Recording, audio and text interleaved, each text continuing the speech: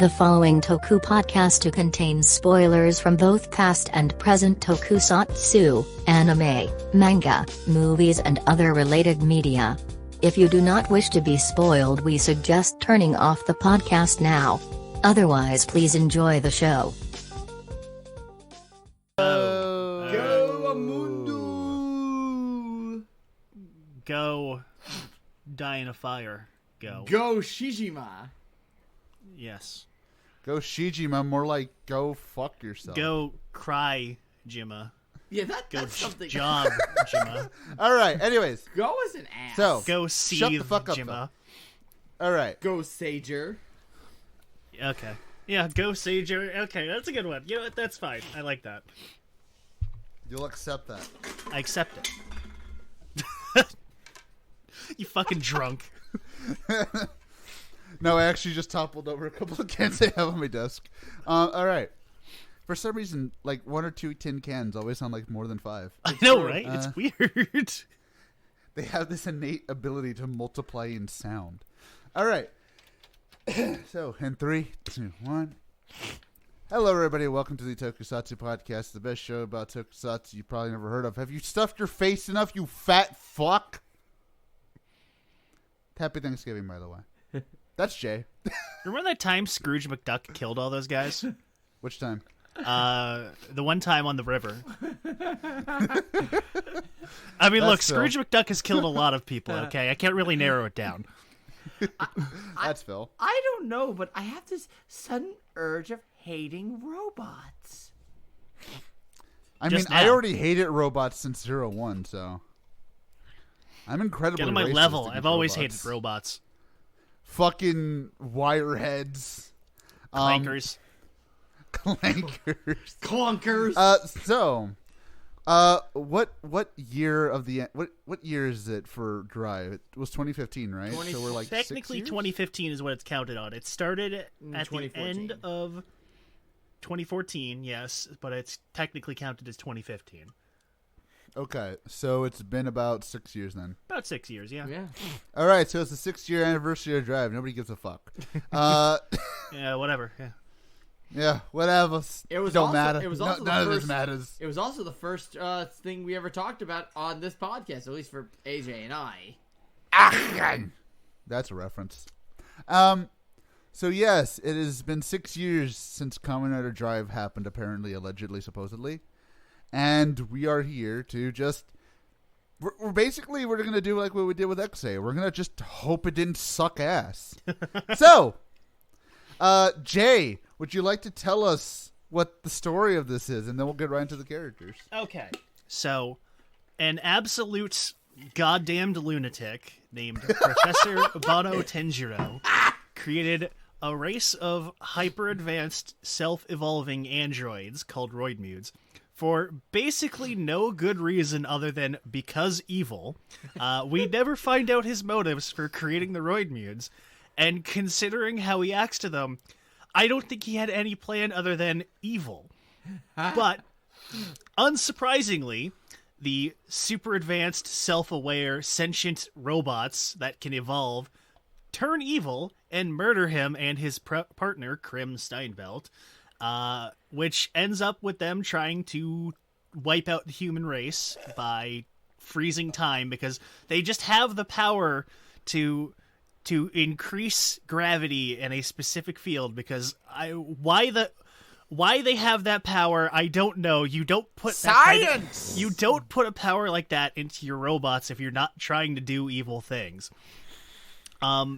This is Dr. Wily levels. He's in my yeah. head. Banno is like one step below Dr. Wily because at least Dr. Wily makes sure that his robots don't betray him, and when they do, it's usually part of his plan.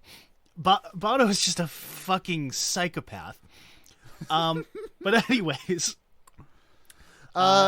Krim is murdered, and because of science, somehow puts his brain into a talking belt.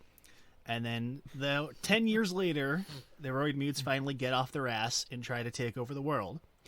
But he had already planned ahead, and he made himself a fancy new Kamen Rider to destroy them. And then the new Kamen Rider gets jobbed the fuck out, And then we flash forward 6 months, and now suddenly we are following the world's most milquetoast detective, Shinosuke Tamari, who got sent down to the joke squad because he accidentally shot his partner when the whole world-destroying gravity storm was happening. And I guess that's Jay, his- you gotta say it right. You gotta say it right, Jay. He didn't shoot his partner. He blew the fuck out of him. It was That's an true. accident. That's true. He shot a gas tank and made a bunch of fucking metal beams fall on this guy. Which is somehow his fault and not the, super advanced robot army. Granted, there is at least an excuse for that. Which is all convenient that he ends up in the joke squad because the scientist Krim decided that he is going to be the replacement for his jobbed out writer. And then he becomes the writer and helps them exterminate the robots. That's basically the setup to the show. So with that being said, let's talk about our lovable cop man Shinosuke. So, what do we think about Shinosuke? He's a likable Well, character. when he had a personality, he was pretty fun. When they start the show with him being like he's just kind of lazy. Kind of a dick. Yeah, he's kind of a dick. He's kind of a lazy. dick. He doesn't really care about his job. A lot of it is, of course, Jay's because he got demoted to the fucking traffic school guys, Pretty and much. he basically has no career anymore. So he just kind of sits around and plays with his toy cars and eats candy and doesn't really care. Pretty much.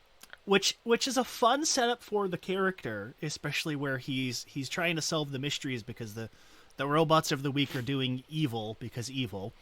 And he's just kind of bumming around half the time, and he kind of has to force himself to get involved, which is fun.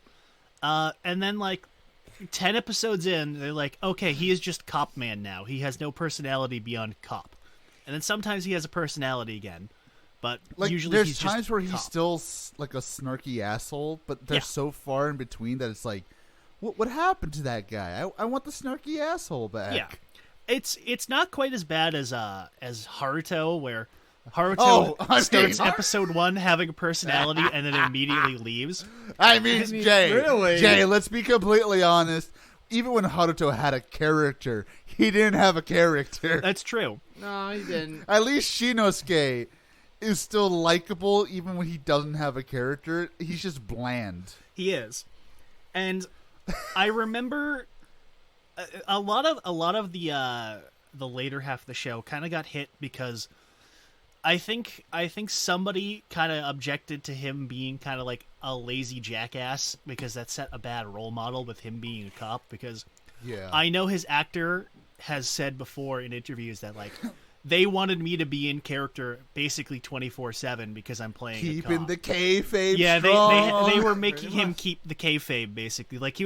He talked about, I couldn't fucking toss trash into a trash can. I had to walk up to it and put it in there. I couldn't, throw it even from, a foot away. I couldn't fucking jaywalk. I couldn't do anything. It was man, that sucks. It sure does. It sure is weird that no other writer has ever been asked to do this, huh? And I think a lot of it is because he was a cop. Yeah. Yeah. Not even like fucking I said, Terui got hit with that. And granted, Terui is kind of more like a loose cannon, but even then...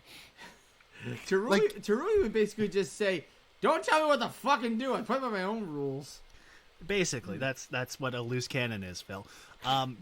Congratulations, Phil learned a new word. That's not a loose cannon. That's somebody who just does his own thing because he doesn't give a shit. That's what a loose Terui- cannon is, a Phil. loose cannon is somebody who's unhinged, who does reckless things. No, God, Jesus Christ. When I think of We're loose, already here. when I We're think- already okay, here. when I thought it would at no, least no, take a when couple I of think- minutes. When I think of friggin' Anyway. when I think of a loose cannon, I think Tossing of that Riggs. aside, I think of Riggs from because I'm Riggs. just going to keep talking because he's going to keep talking. So, as I was saying, I we broke already Jay. fucking killed him. I We broke- already fucking killed him. the episode. We just started. Okay. Okay. Okay. I broke Jay. Okay. For the most part, I thought he was fine.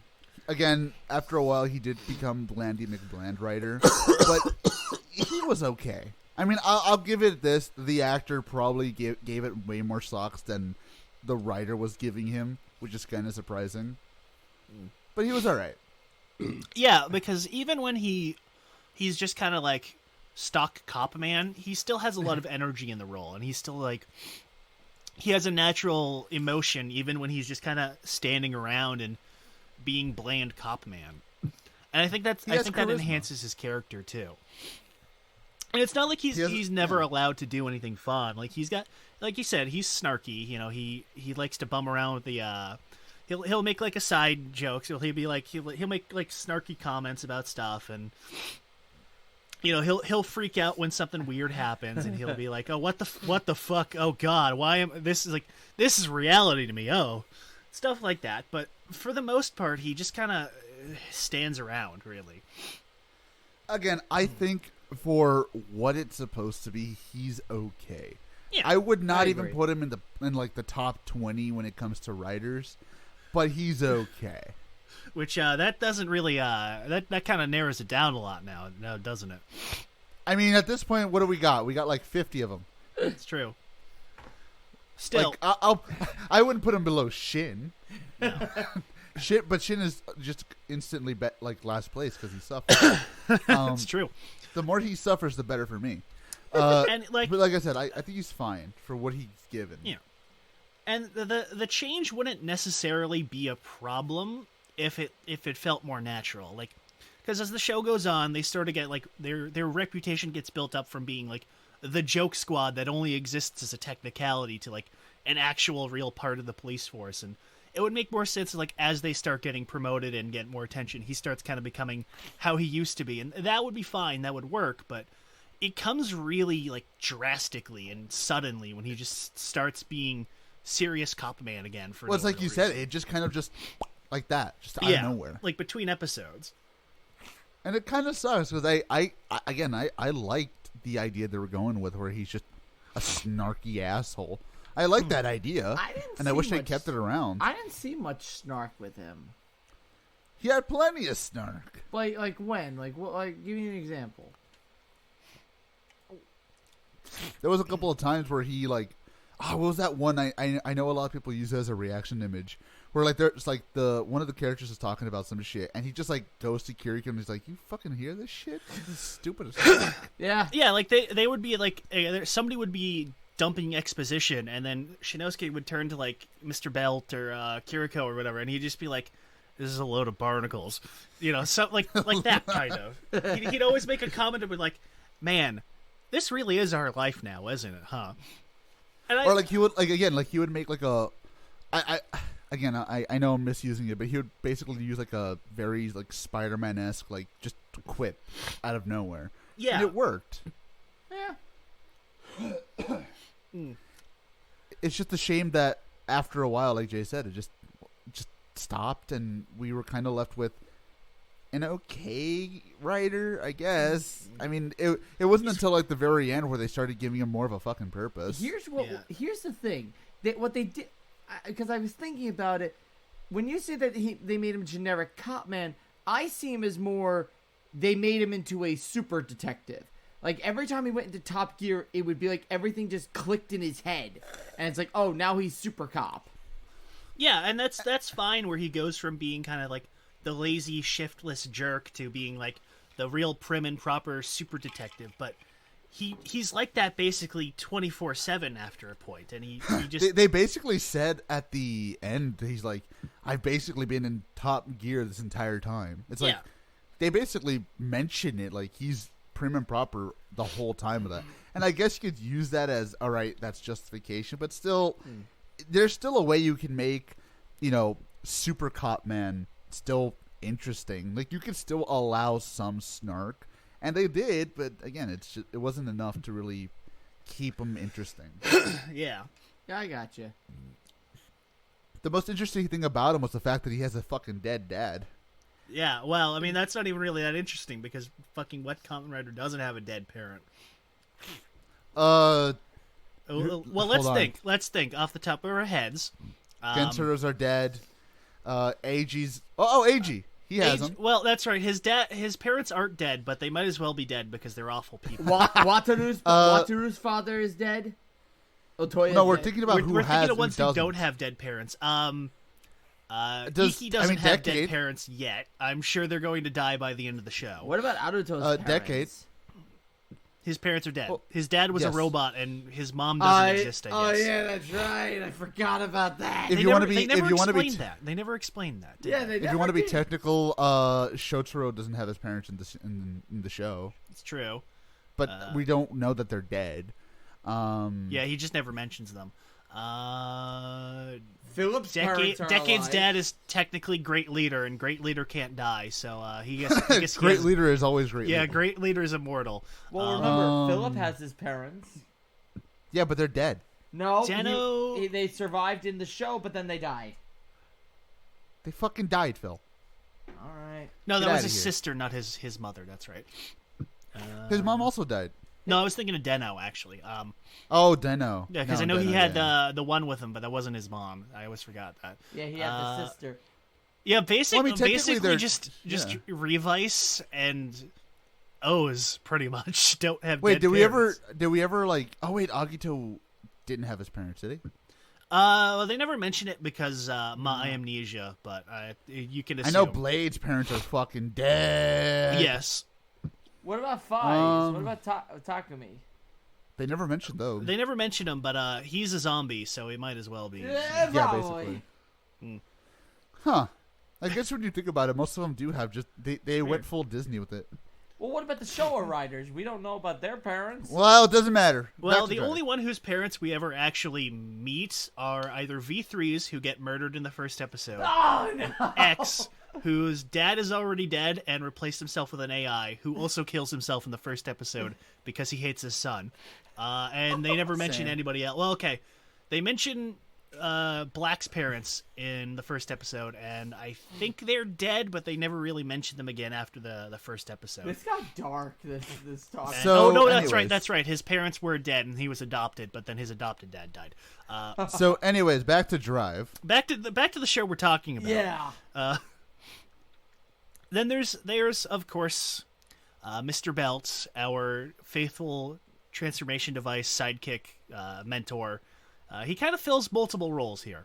I will say, I like the idea that he is literally just a fucking talking belt. I like the idea of mixing the mentor and the transformation device into one person. Yeah, it's an interesting gimmick, and they actually use it pretty well. Mostly because, I mean, for one, they got a really good voice actor. Chris Pepler is great. I love Chris Pepler. I love it. I love his English because he's got good English too, and he just has that like. He has that slight accent when he speaks in English, and it's so charming. It's beautiful. It does, and he has a fun character too, where he's very much the stock like evil, not necessarily evil scientist, but he's like the super scientist, where he's like, oh, I'm all prim and proper, and all smiles and doing good things, but also I've got a huge mountain of skeletons in my closet, and I'm never going to share any of them until it's utterly inconvenient for me to share it, and then I definitely don't have any more. No, sorry, not at all. Yeah, basically. The man cannot stop lying. He keeps lying to Shinosuke, and He keeps lied falling as for naturally as he breathed. it. Exactly. Well, And he doesn't breathe. anymore. Exactly. He doesn't eat. But He doesn't breathe. He doesn't walk. He doesn't talk. Oh, he talks. Yes, that's kind of what happens when you're dead in a Yeah, robot. that's kind of what happens when you don't have a body or a brain or anything, and you're a fucking talking plastic belt. There's even an episode where that involves food, and he's saying, "I can't eat anymore, but I'm getting hungry." That one was fun. It reminded me of that bit in Ginga where Taro was standing there watching food. It's Oh, like, you mean with that tiny little yeah, spoon? they give him the tiny spoon. It's like, Taro, can you even eat? It's like, no, but I'm enjoying the feeling of it. It's adorable. Poor But like, Taro. I liked Krim. He was an interesting character, and he's an interesting concept. Yeah. I feel like he was basically perfectly done, unless like they had to have him actually as a person, in which case, what the fuck happened to his acting ability? Yeah, I was questioning that earlier, and I don't know what happened, but the second he's like actually on screen, he just cannot act at all anymore.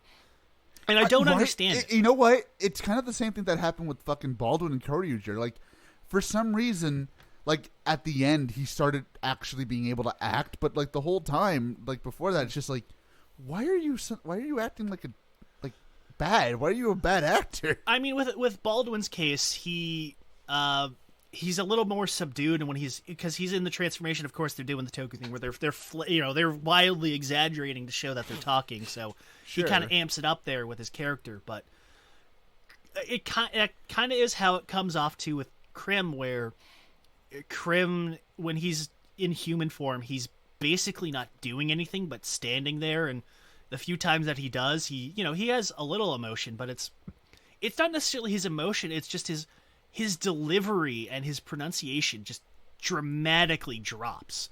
Like, it's weird. It's weird too. Like he can talk really well, and he has a very smooth voice when he's not on screen. But the second he comes on screen, his dialogue is very stilted, and he seems to be having trouble remembering how things are pronounced. And I don't know if that's just like he's camera shy, because I know he's like a radio DJ in real life.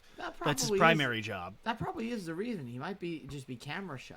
It might be, and I don't necessarily know if that's just how they directed it, or that's just him being camera shy. I mean, when they brought him in as evil Krim, that's when it went up to the that's when it was floor. noticeable, because that's when they had him on screen for long periods of time, because before that they usually only had him like one scene every 10 episodes, and that was it. But now suddenly he's here as like a main character for some reason, and he cannot act at all. Yeah, it's you're so right. weird. Like when when we see Krim as a human for the first time and he's dying in the house, it did look in his house. It felt a little off to me the way he was saying, "I will not die. I cannot die." It just felt. It was very amateurish. I guess is the best. Yeah. Yes. I will concede and say, like, it could just be a mixture of the way he's directed and the way that he might just be camera shy. Because again, it might be a mixture of those two. Because like you said, he's mostly a radio DJ, so maybe he's just not used to acting for the camera. Possibly, and I think a lot of it too is that this is a common case I've seen with other voice actors who do live action stuff and don't have as much of a grasp on live action stuff, where they're used to, when they're doing voice acting, nobody has to see their face or anything, so they can just kind of like be weird about it, and they can really like stretch their voice and kind of push it and really stress the emotion there. But when they're on screen, of course, they have to act a little more subdued, and that kind of hits their acting ability as well. And there are definitely VAs who can pull it off, mostly because they have training in both. I mean, not to pick the low-hanging fruit, but Johnny Young Bosch can do it all. But I mean, he's a special case, of course. He's Johnny Young Bosch. He's Johnny Young Bosch. It's yeah, Johnny Young Bosch. It's cheating to call him, I know, but I mean, he's a good example of what I mean, where that's somebody who has training in both fields, so he can naturally switch between the two. But then, and that's why I'm saying, like, with him, it just feels weird. Yeah, but he's a shame. really entertaining character, and I like his role, and you can really tell that, like, early on, they really do build a friendship with each other. His friendship with Shinosuke feels natural too. It does, because you get him near early on where they're kind of like Starky, and Krim's kind of lying to him through his teeth and, not really sharing information. And Shinosuke doesn't really necessarily trust him. And he's like, okay, well, I mean, you got evil robots trying to kill me, so I might as well go along with what you say. But then later in the show, they're bantering back and forth. They're making jokes. And you got Shinosuke, like, confiding in, Krim. And they're sharing secrets and stuff like that. And you got Krim who's being, like, honest. Like, I'm afraid of having you die because I've already had too many people die around me, and that's a very emotional thing too for their relationship, and I like that. That's built well, and I think that's probably one of the highlights of Drive as a character, because his build is a literal character. You have two characters in one, more or less. In a way, that's not necessarily the same as like Double, where they are two different characters in one, but they have a different relationship, so it comes off differently. Exactly, and like you mentioned before, like when they start confiding and stuff, like one of the like the most heartwarming scenes was like when Shinosuke is asking Krim, like, "Hey, like, can I ask you how to ask a chick out? Yes! And then Krim Krim's is- just like, do you fucking think I know how to ask women out? He even said, and like, I and I like it too, because like the entire scene ends basically. He's like, you know what?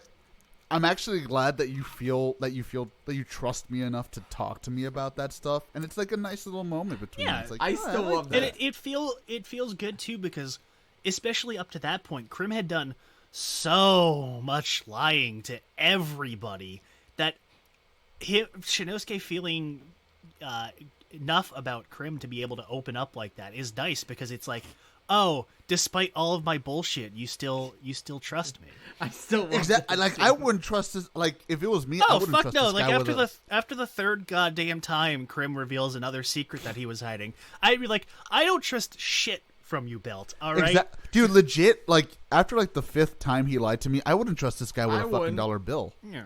But I still, Like, I still it's love amazing. That. I still love that reaction when Shinosuke asked him for a relationship advice. He's like, "Look, I mean, I think you noticed. I don't think you noticed. I'm a belt. Also, when I was alive, I was a lifelong bachelor. I was a lifelong It's like, bachelor, Shinosuke, dedicated to my work." Shinosuke, you know I'm a scientist, right? And also a talking belt.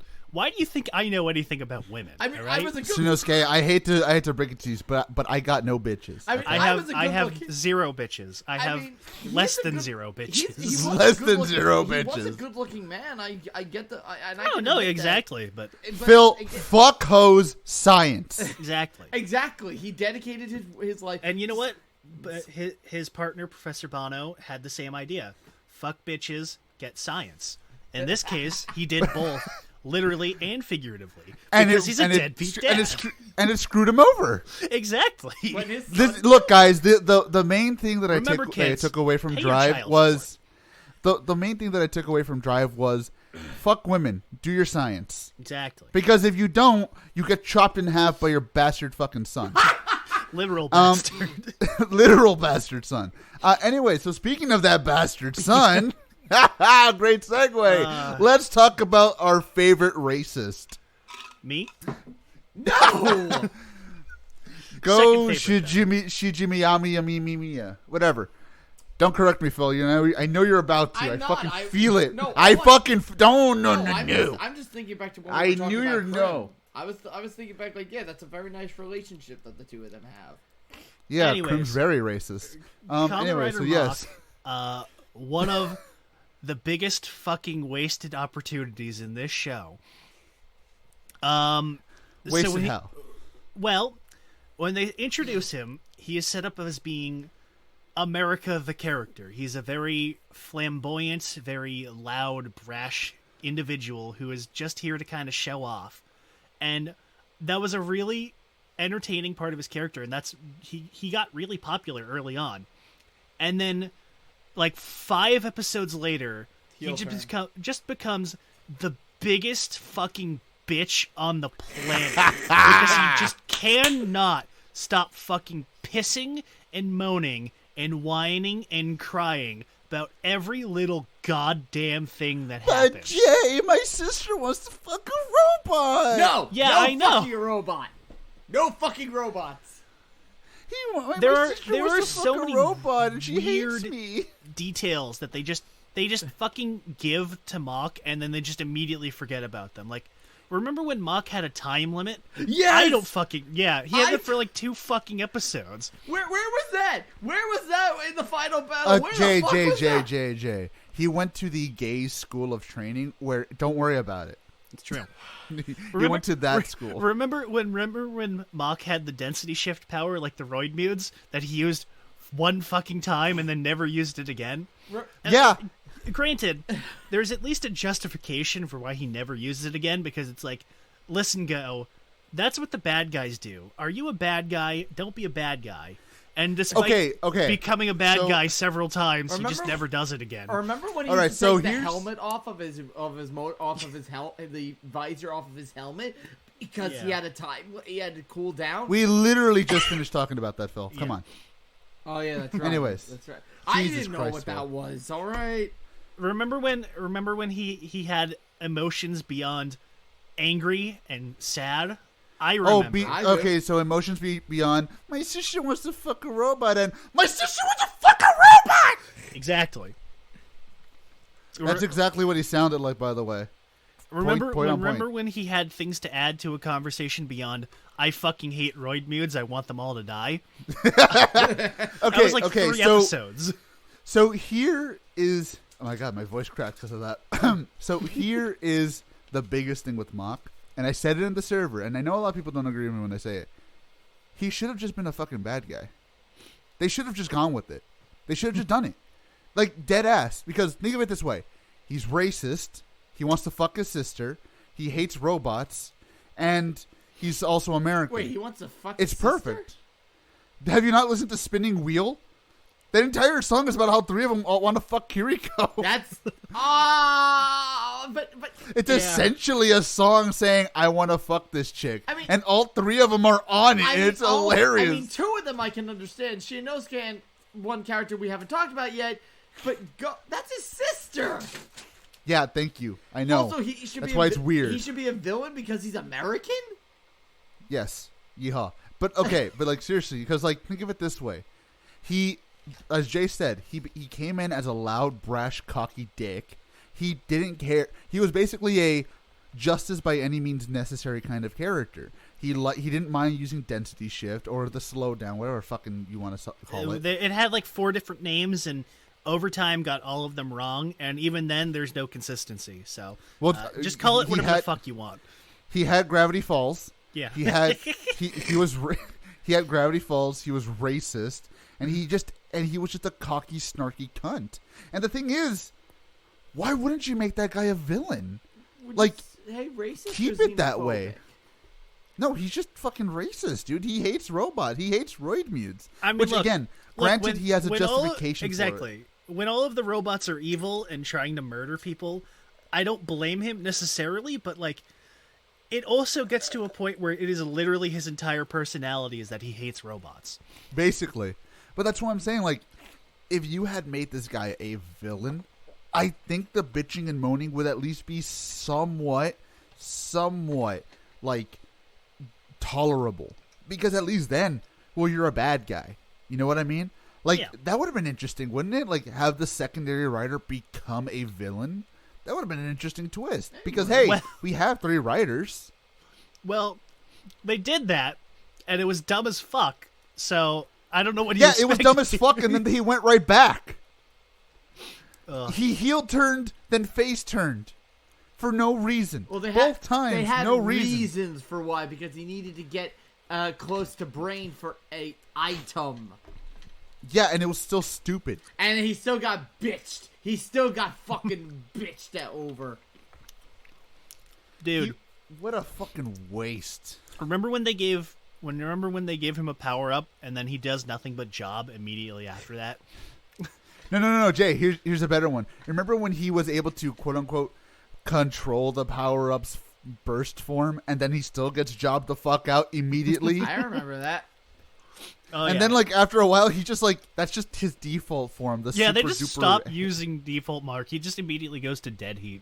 They don't even of bother. course. Yeah, of course. Okay. Also, here's a funny one for you guys, and I know I say it a lot because this shows keep doing it. Do you remember when Mach was supposed to be stronger than Drive? Yeah. I do. I do. Remember when they literally said it multiple times that the Mach system is way more advanced and can evolve way more than Drive's? And it does. It does. What the fuck? But also, Go just sucks ass, so it's kind of a power limiter. If they gave it to literally anybody told else, him that. Dude, Krim literally told him in one of the episodes, "Stop being such a bitch, and maybe you'll get stronger." Exactly. Maybe he was just saying that to placate him.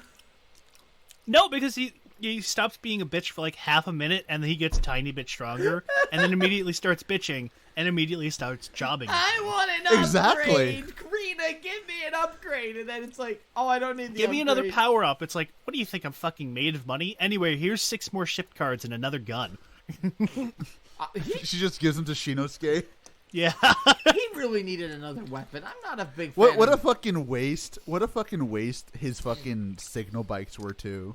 Yeah. Oh yeah. Remember how many times they actually got used in an effective manner? I Like mean, 3 times. No, you remember?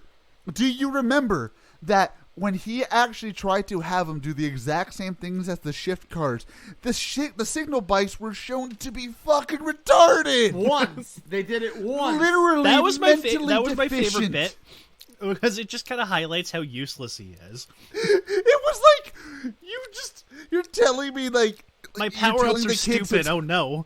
You're telling the kids at home, literally, hey kids, don't buy Mach. Why? Because literally everything attached to him is mentally deficient. Well, Holy I think shit. it's funny you say that because I know that's exactly what happened because the mock driver came out. It's like, oh, cool. How many toys does it get? It gets like 4. Oh, are there going to be any more?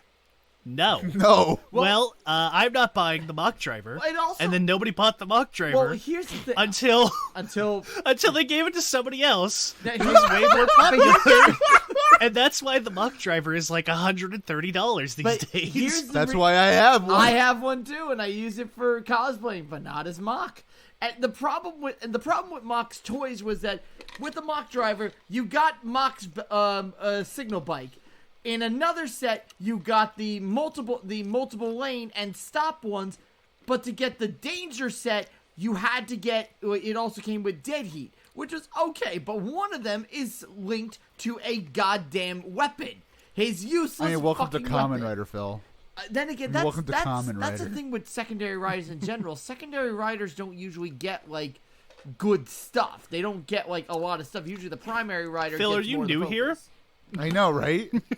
It's like this is his first time watching a Rider show. I know, right? You're surprised about any of this? I'm not surprised. I'm just making a statement. Anyways, but yes, Mach is, like Jay said, the biggest Mach piece is of wasted cock. potential ever. Like, it's amazing how little he gets and how much the show just tries to highlight. It's almost like they did it on purpose. It's They almost might like they have. tried to make him bad on purpose. Like, fucking Sanjo got into the fucking room and he's just like, what if we just made him a fucking pussy? It's like, well, sir, we just had that with Gaim. Okay, but put Michi Okay. as Mach. Okay, what if we did Michi, but we removed the part that was fun at the end with Michi where he went full psycho, and then also just never gave him other toys. Brilliant. Instead of nuking America, he comes from America. Man, you know what? You know, that's one of those things that like shared universe losers never bring up. It's like, oh yeah, remember when Gaim ended with America getting fucking nuked into oblivion, and then next season we have a character from America just show up with no issues. Yeah, Mach never once mentions, oh yeah, I had to come back from America really fast. Why? Because my house got fucking nuked. How Yeah, much nobody asks him. It's like, hey, Mach, what happened to all those nukes there? He's like, yeah, I don't fucking know, man. You remember when what was it, Dream Vegas came back from America? And you don't think that car was just like, holy shit, guys, you have no idea what I fucking saw in America. This fucking there grape were asshole fucking plant nuked monsters and everything. Dude, I'm not gonna lie, man.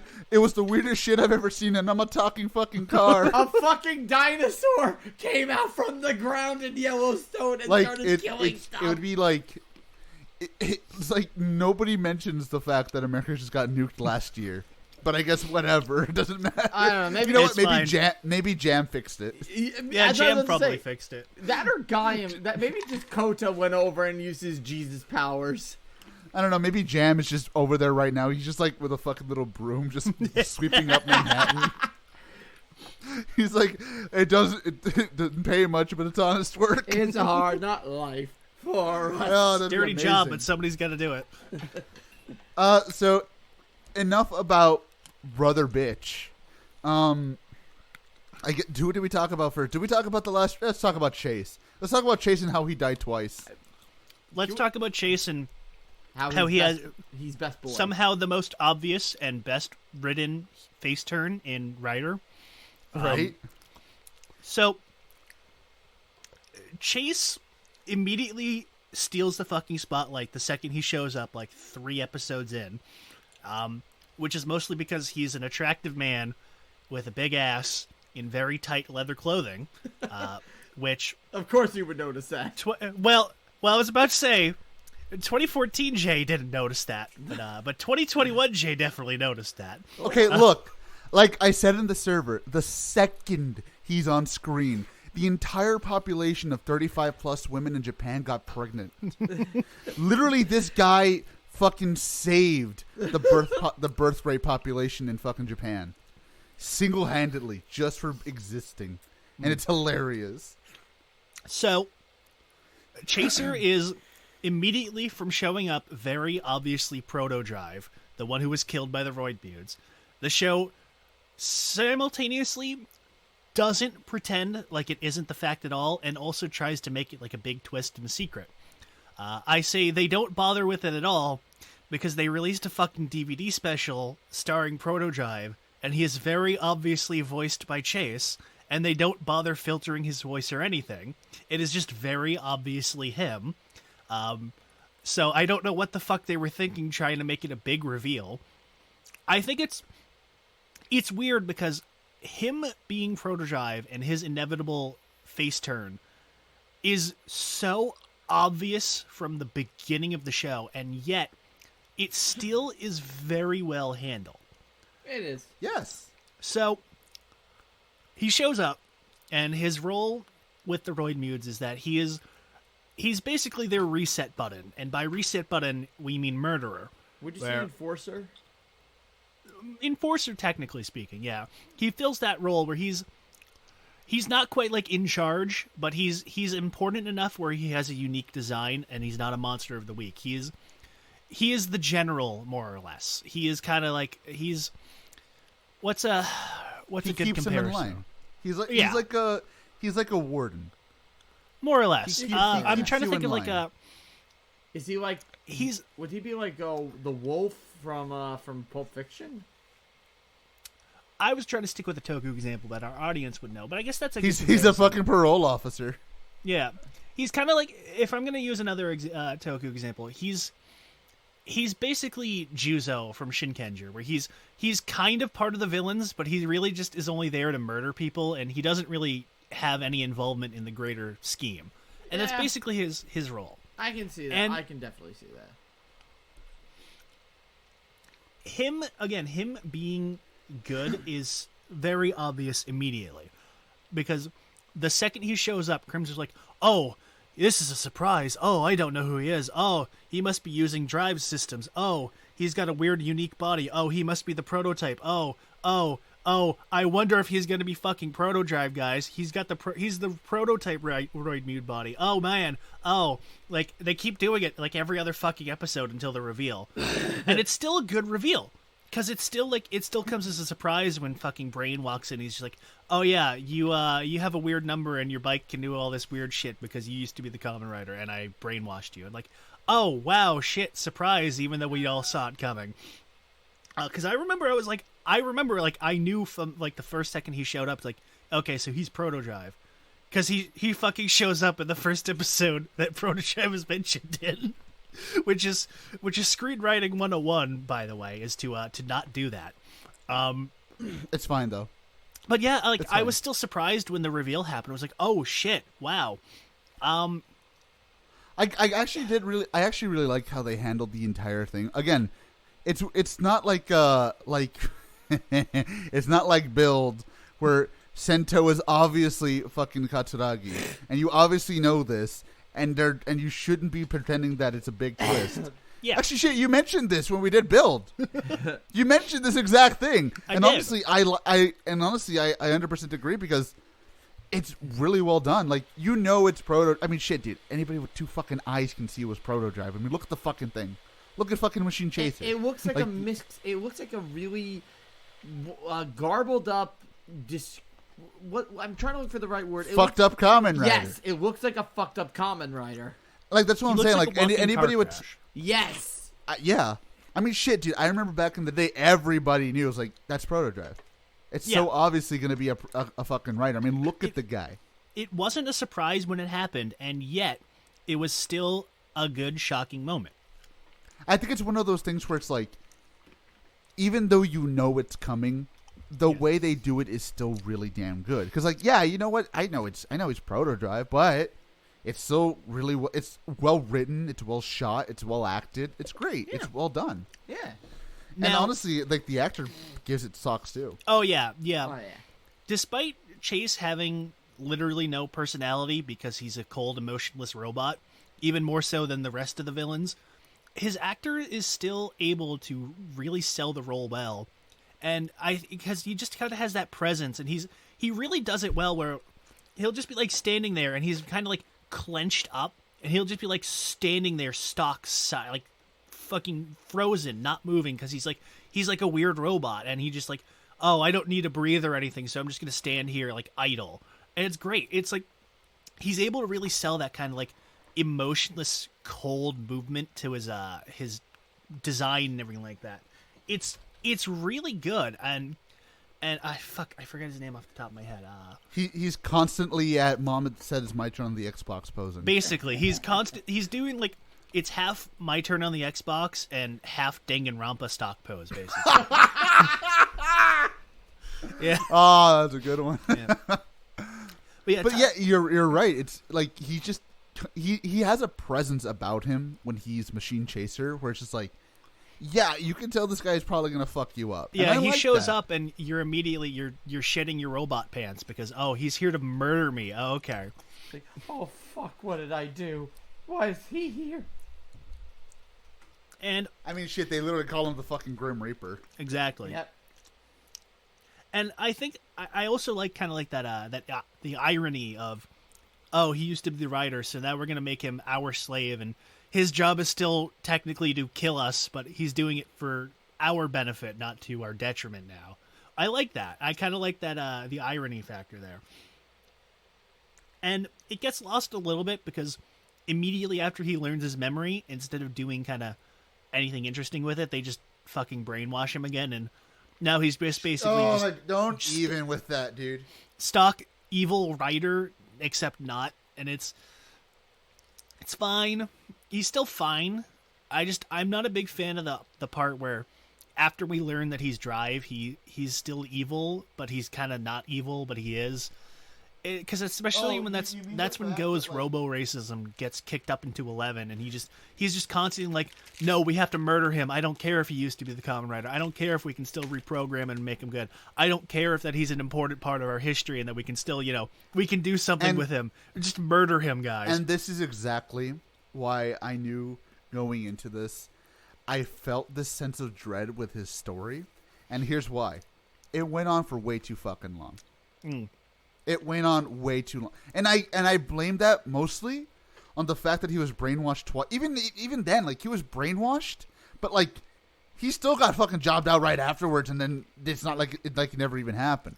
Like, I felt like like the beginning and the end were done perfectly well. From when honestly, dude, he became Rider Chaser a lot faster than I remember him doing. Oh yeah, I definitely remember him being way later in the show, but he was like episode 25, 26 or so. Yeah, it was really like just like out of nowhere. But that's the thing too, because it kind of was really out of nowhere. He just like, I don't remember them really soliciting Chaser as a writer or any of his toys or anything, and I remember he just kind of shows up, and it's like, oh shit, oh, he's a writer for reals now, again. But that's what I'm saying. Like, it's weird because like the beginning and at the end, were really well done.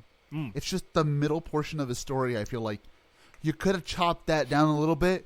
I blame that on Medic, but she has great tits, so I'm not going to be that mad about it. I think if what they should have done was that have the reveal happen. You can still have the reveal happen around it is. Maybe bump it up an episode or two, and then have Chase get reprogrammed and he stays evil again for like one more arc. And I understand why they stretched it out, is because they wanted to have the big final showdown with him to coincide with the mid-season form. And I get that, because toy shilling, because you don't have that many other villains. Because what are we going to do? We're going to kill Brain? We're going to kill Heart? We're going to kill Medic? Yes. I mean, Yes. Yeah, I mean, we could, obviously. But see, here's the thing. But don't kill Medic. I think you could have done it.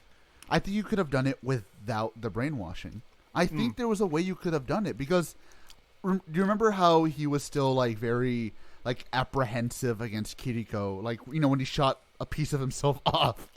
Yeah. Yeah. Like that at that moment, I think you could have kind of mix those two together. There's like the reveal. There's the reveal, and then you have him apprehensively helping the riders. Like, maybe I should help them. Maybe I should be a rider again. Maybe I should be helping them again. Yeah. Until Formula's supposed to show up, where he's kind of like in a lose-lose situation where he basically has to fight Drive. And Drive doesn't know that he's a good guy. He doesn't know that he's helping him. No, and not Drive really. And then Drive fucks him up. There you go. Like, you don't need the brainwashing. It should have been simply like a big misunderstanding, and Kiriko could actually have something to fucking do for once and not just be a fucking cardboard box. And she could like be like, Shinosuke, you killed my robot friend. He's like, you tried to kill me, jackass. Like, but I need him. It's like, you're not riding the robo vibrator. You should have told me. Why do you people keep secrets? But that's what I'm saying. Like, I think you could have done this without the brainwashing. I think the brainwashing added a couple of more episodes that wasn't needed.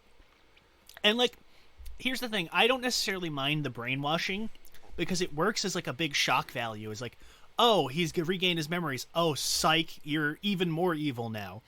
But then it just kind of stretched on, and because Chaser kind of lost his gimmick of being, like, he would just kind of show up to interfere with the plot, and now he's just stock villain enforcer who just stands around and fights the guys, doesn't do anything interesting. Exactly. It kind of loses it. So if you did, like, had that be like for an episode or two, that would be fine. I just feel like you could have done the entire thing with him a little bit tighter. Because then that would give more time for the Kiriko is repairing him in secret arc and him. Like, because that happened so fast. That happened way faster than I remember it doing. I was I remember that happening for like 5 fucking episodes. I know, right? I remember that being for like at least a solid like month and a half worth of episodes, and it's like, oh, we find out that he's alive somehow. They still have never fucking explained that. Yeah, should we mention that? AJ and I talked about this. That he fucking died. And, okay, so let me just mention this now, because we didn't mention this before. Roidmudes can only be destroyed if their cores explode. His core exploded.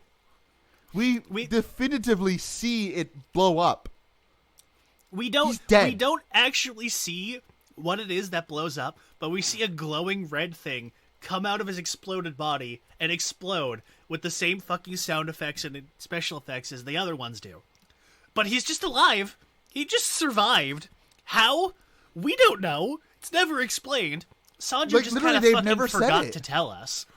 Like they've never ever explained it in any of the shit. How he just got better.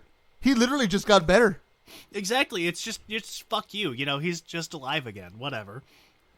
Like that always got to me. Even when we first saw it, like way back in the day, that always got. It's like he's fucking dead.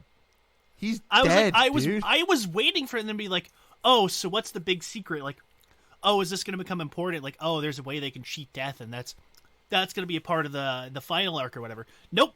No, he just survived the super duper special canon and just fucking got better somehow. I don't know how. Even though his body blew up, his body is still put together. Fucking whatever. Also, can we just say this right now, because I know I have to say it. Can we just say this right now? Mad Doctor shouldn't be working on fucking robots. How the fuck does that happen? Dude, he shouldn't even be working on humans. Shouldn't he have gotten like? Shouldn't he have gotten like? I don't know. Like I don't know. Fuck somebody else. Don't they have? Oh wait, no, that's right. They kind of just immediately introduced it after. Well, no, around the same time. No, that's right. I was gonna say, well, yeah, aren't there a pit crew shift car set that can repair the gear? That was afterwards. Exactly. So I was like, oh, that's right. 02 and 03. But it's 01, so that's weird. the wrong show. But it's just weird how like I said, like he just kind of. I mean, to be fair, Roidmudes in general. You know what? Actually, no. I'll say that for when we get to the villains. Like Roidmudes in general are just fucking weird, dude. So they're weird. He's dead. Then he becomes Rider Chaser, and then they just have an excuse to. And then they just has an excuse to look pretty for the rest of the show. And then he dies. Lol. But he's got some pretty good comedy. Like the deadpan, it actually worked with the comedy. It does. It reminds me of when they try to make Batman be funny by just having him be Batman while comedic stuff is happening. Because Chase is just He's just standing there, not doing anything, not reacting to it. But him just standing there, not reacting, makes everything funnier. It's like every single time something weird happens, he's just like, "What the fuck, dude?" Chase is just his like, blank stares. What are like, these? What? What are these humans doing? What is this? What is happening? Why my feet hurt? Why am I here? Sure, this is the Wendy's. Yeah, but no. Here's the thing. I don't know why, but now that just popped into my head. It's like Go is bitching at him. He's like, "You do want to fuck my sister, and you're a fucking robot," and it's just in his head. It's just like Go a Shijima, little. this is a Wendy's drive-through. This is not the place for your tantrum. It's like inside of Chaser's head, you just see like a little hamster just taking a break. It's like he's not even thinking. He's just like, "Yep." I just put myself into rest mode, but I forgot to close my eyes beforehand. He's in rest. Oh, that'd be amazing. Like you get like one of the other special crime guys, like trauma dumping on Chase or whatever, and then Chase is just like, "Oh, I'm sorry, I was asleep. What were you saying?" That would be great. But no. To get back to what I was trying to say, Yeah, I actually really like the arc after he survives somehow, and he's getting rebuilt in secret, and like it's not forced. His even though we know his face turn is coming because we already know that he's going to become a rider again because he already was one. It still feels natural because he's not forced into like accepting Kiriko's help or like being thankful. He's just kind of like, "Oh, thank you. All right." And then he like the emotions of everything. It's like he learns how to feel emotions, and that kind of like, should I go back to being a rider? Should I stay with my villain friends even though they brainwashed me, because they still, most of them still like me. And you know, like his whole thing with Heart there, where Heart's like, you know, even though we brainwashed you, buddy, I still like you, and I still think you're a good guy. I'm still your friend. And I think the way they have him get the belt too is really good, because Kiriko just shows up with it. It's like, it's not forced. He's not forced to take it. She just kind of leaves it on the side for him. It's like, you know, if you decide you want to use it, you know, it's up to you. You don't have to take it. And he's like, I think I will. I like that. I like it. It's definitely a very natural change of him going from being this conflicted villain to becoming a hero again like he used to. It's a good redemption. And after that, they do kind of struggle to find things for Chase to do, because there's the whole thing with him trying to learn what emotions are, and for the most part, that it's mostly comedic stuff, like him trying to get a driver's license because that's what humans need. It's like, okay, that's a cute arc, that's fine, but we're in like the end, like the true final boss has shown up, guys, and he's got his super form now. I think it's a little late to be doing this comedic stuff. Hey, Go, let me fuck your sister. Yeah, he's like, it's like, I think I'm experiencing love. What is love? Insert love card. You know, Tamari Shinosuke, my pants have become tighter. What does this mean? Yeah, it's like, what the hell are buddies? What is a friend? What is revenge? What are this must be what heartbreak is. Yeah. And it's all well done because, again, Taiko just has that presence to the character where he, despite having no emotion, he sells a lot of emotion to his dialogue and his actions. But at the same time, it's like, all of this feels kind of late to be doing this. And it's not that I hate any of it. I really enjoy all of the stuff with Chase. I fucking love the episode where he gets his driver's license. I love when he shows up. When they show up the next case, he's driving there and he's got a fucking pair of sunglasses on. It's a little new driver sticker on the van. It is only rivaled by the DBZ license episode. Exactly. You wanted it that way. I remember you, AJ. You wanted that type of episode to happen. Honestly, dude, when I heard that they were doing a driving episode, I was just like, it better just be like Dragon Ball, where it's just fucking mayhem. And for the most part, it was, because Go is fucking terrible. Yeah, and I love the bit where it's like, oh, there's a Roidmute tech. Hold on, it's like, yeah, sorry, I gotta pull over, and he transforms in the car, and the guy's freaking out. Like, oh, that's great. That's good. That's some fun comedy. But we're in the fucking endgame arc here, and we really shouldn't be doing it. And it's not quite as bad as, say, Build.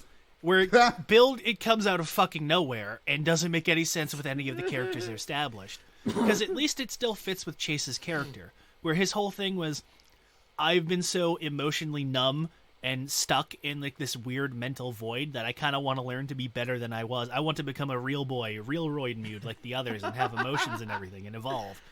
And it feels natural with his character, but it's all kind of like goofy and whimsical and lighthearted, and the last 8 episodes of the show are not really the space we should be doing that kind of stuff. No, and again, that's why I mentioned that if you had done the Chase becomes a writer thing like earlier, I think you would have had more time for that.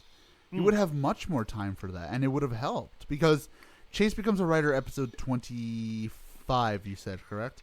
Yeah. And then like right after that, we started getting this shit with fucking 001 and stuff like that. Yeah, and it's like we get Freeze, and then we got the dead dad mystery, and Ultimate the Evolution. Fusion Roidmudes, and Banno coming back, and all this other shit. And though, to be fair, I also put that a lot on the pacing of just the final arc in general. It felt like everything was happening in that final arc. Like, way too many things were happening at that point. Like, we had Shinosuke's dead dad, we had Freeze, we had Ultimate Evolutions, we had the whole Banno. The like, whole cover-up mystery becomes a thing, which was never really established beforehand. And I mean, it kind of makes sense that there was a big mystery cover-up, because otherwise it doesn't make any fucking sense that everybody forgot about a giant evil robot attack that happened 6 months ago. Yeah. But still. That's another thing, but I gotta get into the Roidmude, but it has to wait till we get to the Roidmudes. But that's what I'm saying. Like, I think overall, Chase himself is a great character, and his arc was done well. I think it could have done it a little bit better, and it probably wouldn't have come as jarring when you're having comedy skits in like episode 39. Well, he's also the only character in the show that actually has character development. He has an arc. He goes from being an emotionalist enforcer to realizing that what he once was and reliving and questioning his identity, to losing said identity, then coming back as to basically have a second chance, and then giving up living his life to the fullest as most human as he can, to sacrificing his own life for the greater good of humanity. Yeah. You're right. He is really the only character that has any kind of definitive character arc. Which is kind of a shame, but at the same time, it makes sense to give your base in a weird way. In a weird way, this is basically just Android 16's arc. Pretty much. But like fully realized, and if Cell didn't stomp on his fucking head. I mean, like, Cell kind of did stomp on his head in this show. Well, it's not Norio Wakamoto this time, Jay. That's true. Honestly, if Banjo was Norio Wakamoto, holy fuck. Oh my god. This show would be 10 times better. Banno as Norio Wakamoto would have been fucking hilarious. No, instead we got Tidus. Yeah, we got Tidus. Final Fantasy, yeah. So before we get to the villains, should we just get Kiriko out the way? Yes. Let's just fucking run through the entire Special Crimes Unit, because Kiriko is boring. fucking useless. Okay, Kiriko, I will say this. She started off okay, but she got worse over time. Episode 1, she was great. Then episode 2, she got shit. She did. The problem with Kiriko is that she is supposed to be the straight man to Shinosuke's lazy, cocky dickhead. She's supposed to be the more proper one, the minder, the I don't want to necessarily say Tard Wrangler, because Shinosuke is not an idiot, but she's basically his boss, his leash, where whenever he's being like a lazy ass, she's the one who kicks him back and be like, no, go do your fucking job. Go fight the robots, you jackass. But then, once Shinosuke loses the cocky dickhead persona and he just becomes stock cop man, like we said, Kiriko doesn't have any fucking job to do, because her only role is now null and void. And they kind of try. They're like, oh, here's some special anti-roast porco bullets. And, oh, here's some special rider kick shoes, except it's not a rider kick because you're not a rider. And no, it doesn't matter if she's not a fucking rider, she's not a fucking rider kick. I'm not going to have this argument again. The show fucking explains that itself. We're not doing this. Also, just to say this now, because I know someone's going to say it, no, making her a rider wouldn't have actually solved anything. No, it would not. It would have. You know what? Let me go on this rant, Jay, because this fucking shit with fucking making Kiriko a writer. Like, guys, look. You know what? I will great. concede you get to make this rant this time, because I'm pretty sure I did it last time. You know what? It's great you guys want to give everybody a fucking belt, but not everyone can be world champ, motherfucker. You're not going to put the title on X-Pac, all right? Nobody would pay to see that. Nobody wants to see Billy Gunn with the fucking strap. The same thing here. Just because a female character is shit, a rider belt's not gonna fucking fix her. She's still shit. And if anything, it's just gonna give the writer, the writer, I should say, an excuse to kill someone off. So hey, great. I like fuck it. All right. Oh my god. Oh my god. That surprised me. But no. AJ makes a point. And I've made this rant before, but I'm just going to summarize it. Giving her powers does not necessarily mean that it will make her important or not a fucking jobber. Because all it's going to do is make her cannon fodder. She's going to show up to get her ass kicked. She's already cannon fodder. She's usually the damsel in distress. And people are just going to get mad about it. So giving her powers is just going to make her even more one. Because she's going to run in, get her ass kicked, and then now, oh, we have to go save her ass. Again. It's not going to help. I mean, for goodness sake, one of the Roidmudes, when he's trying to get his ultimate evolution, tries to marry her, and he pulls a Michi and puts her in a very revealing wedding dress, and then she gets kicked. And then what's worse is that, okay, a Roidmude I can understand, but then in the final episode, she gets taken away just by being standing right there, like, bitch. Fucking punch him.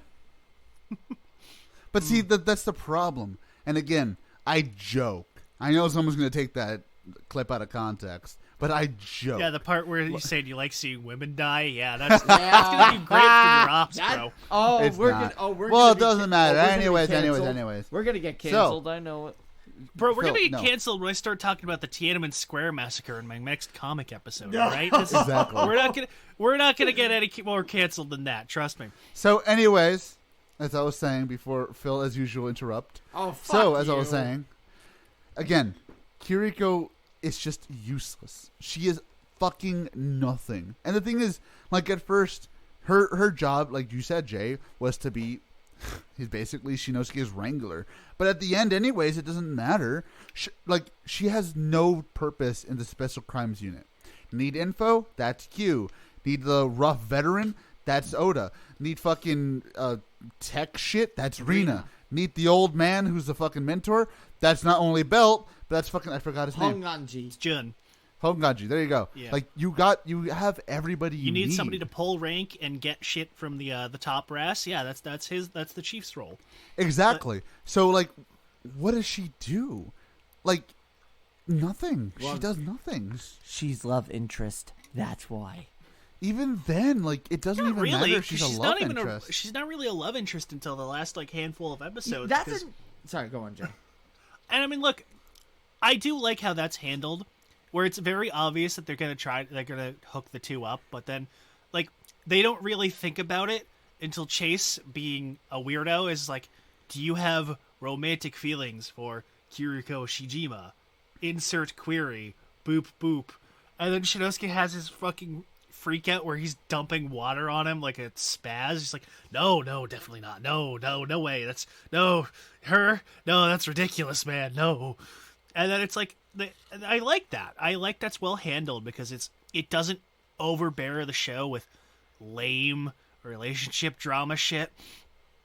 Or, because we know Sanjo can't fucking do romantic arcs. Look at fucking Double.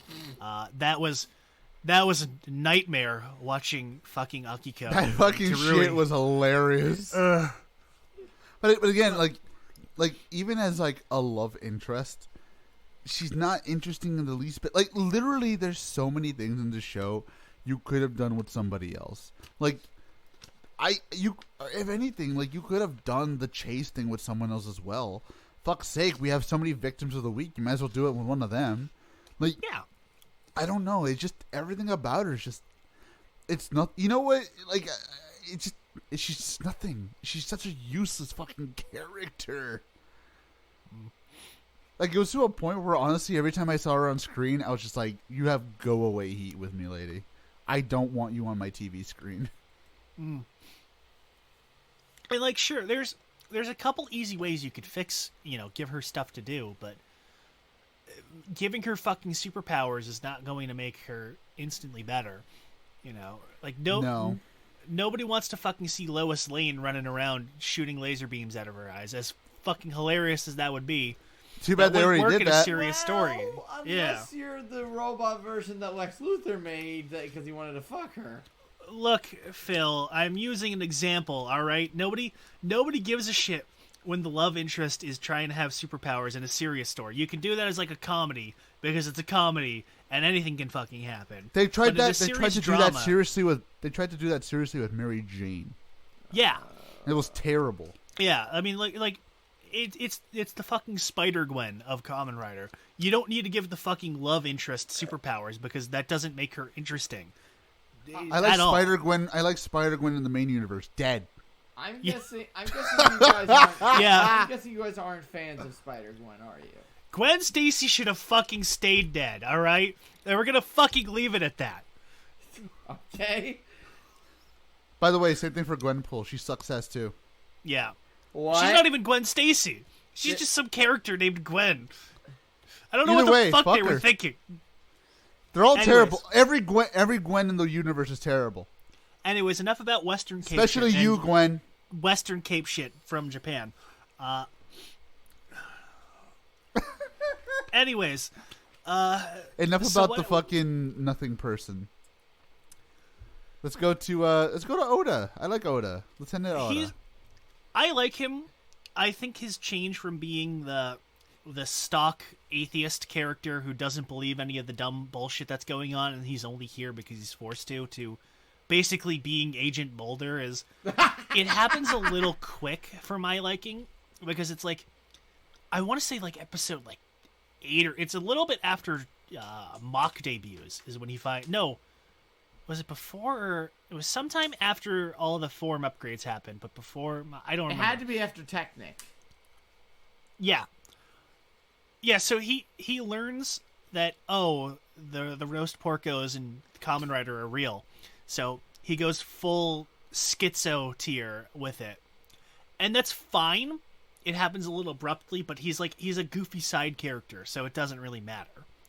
I like Gen. Gen is a fun character because again, he's basically just like a walking shit post. He's just he's basically just Mulder. That's best way to put him. He has Agent one of the Mulder. best episodes. He has one of the best episodes of the series with fucking colorful commercial.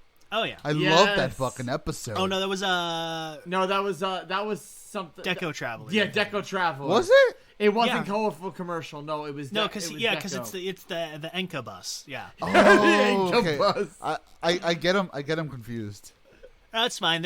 Most of the shift cars don't fucking do anything, so it's easy to get them all kind of mixed up. This is true.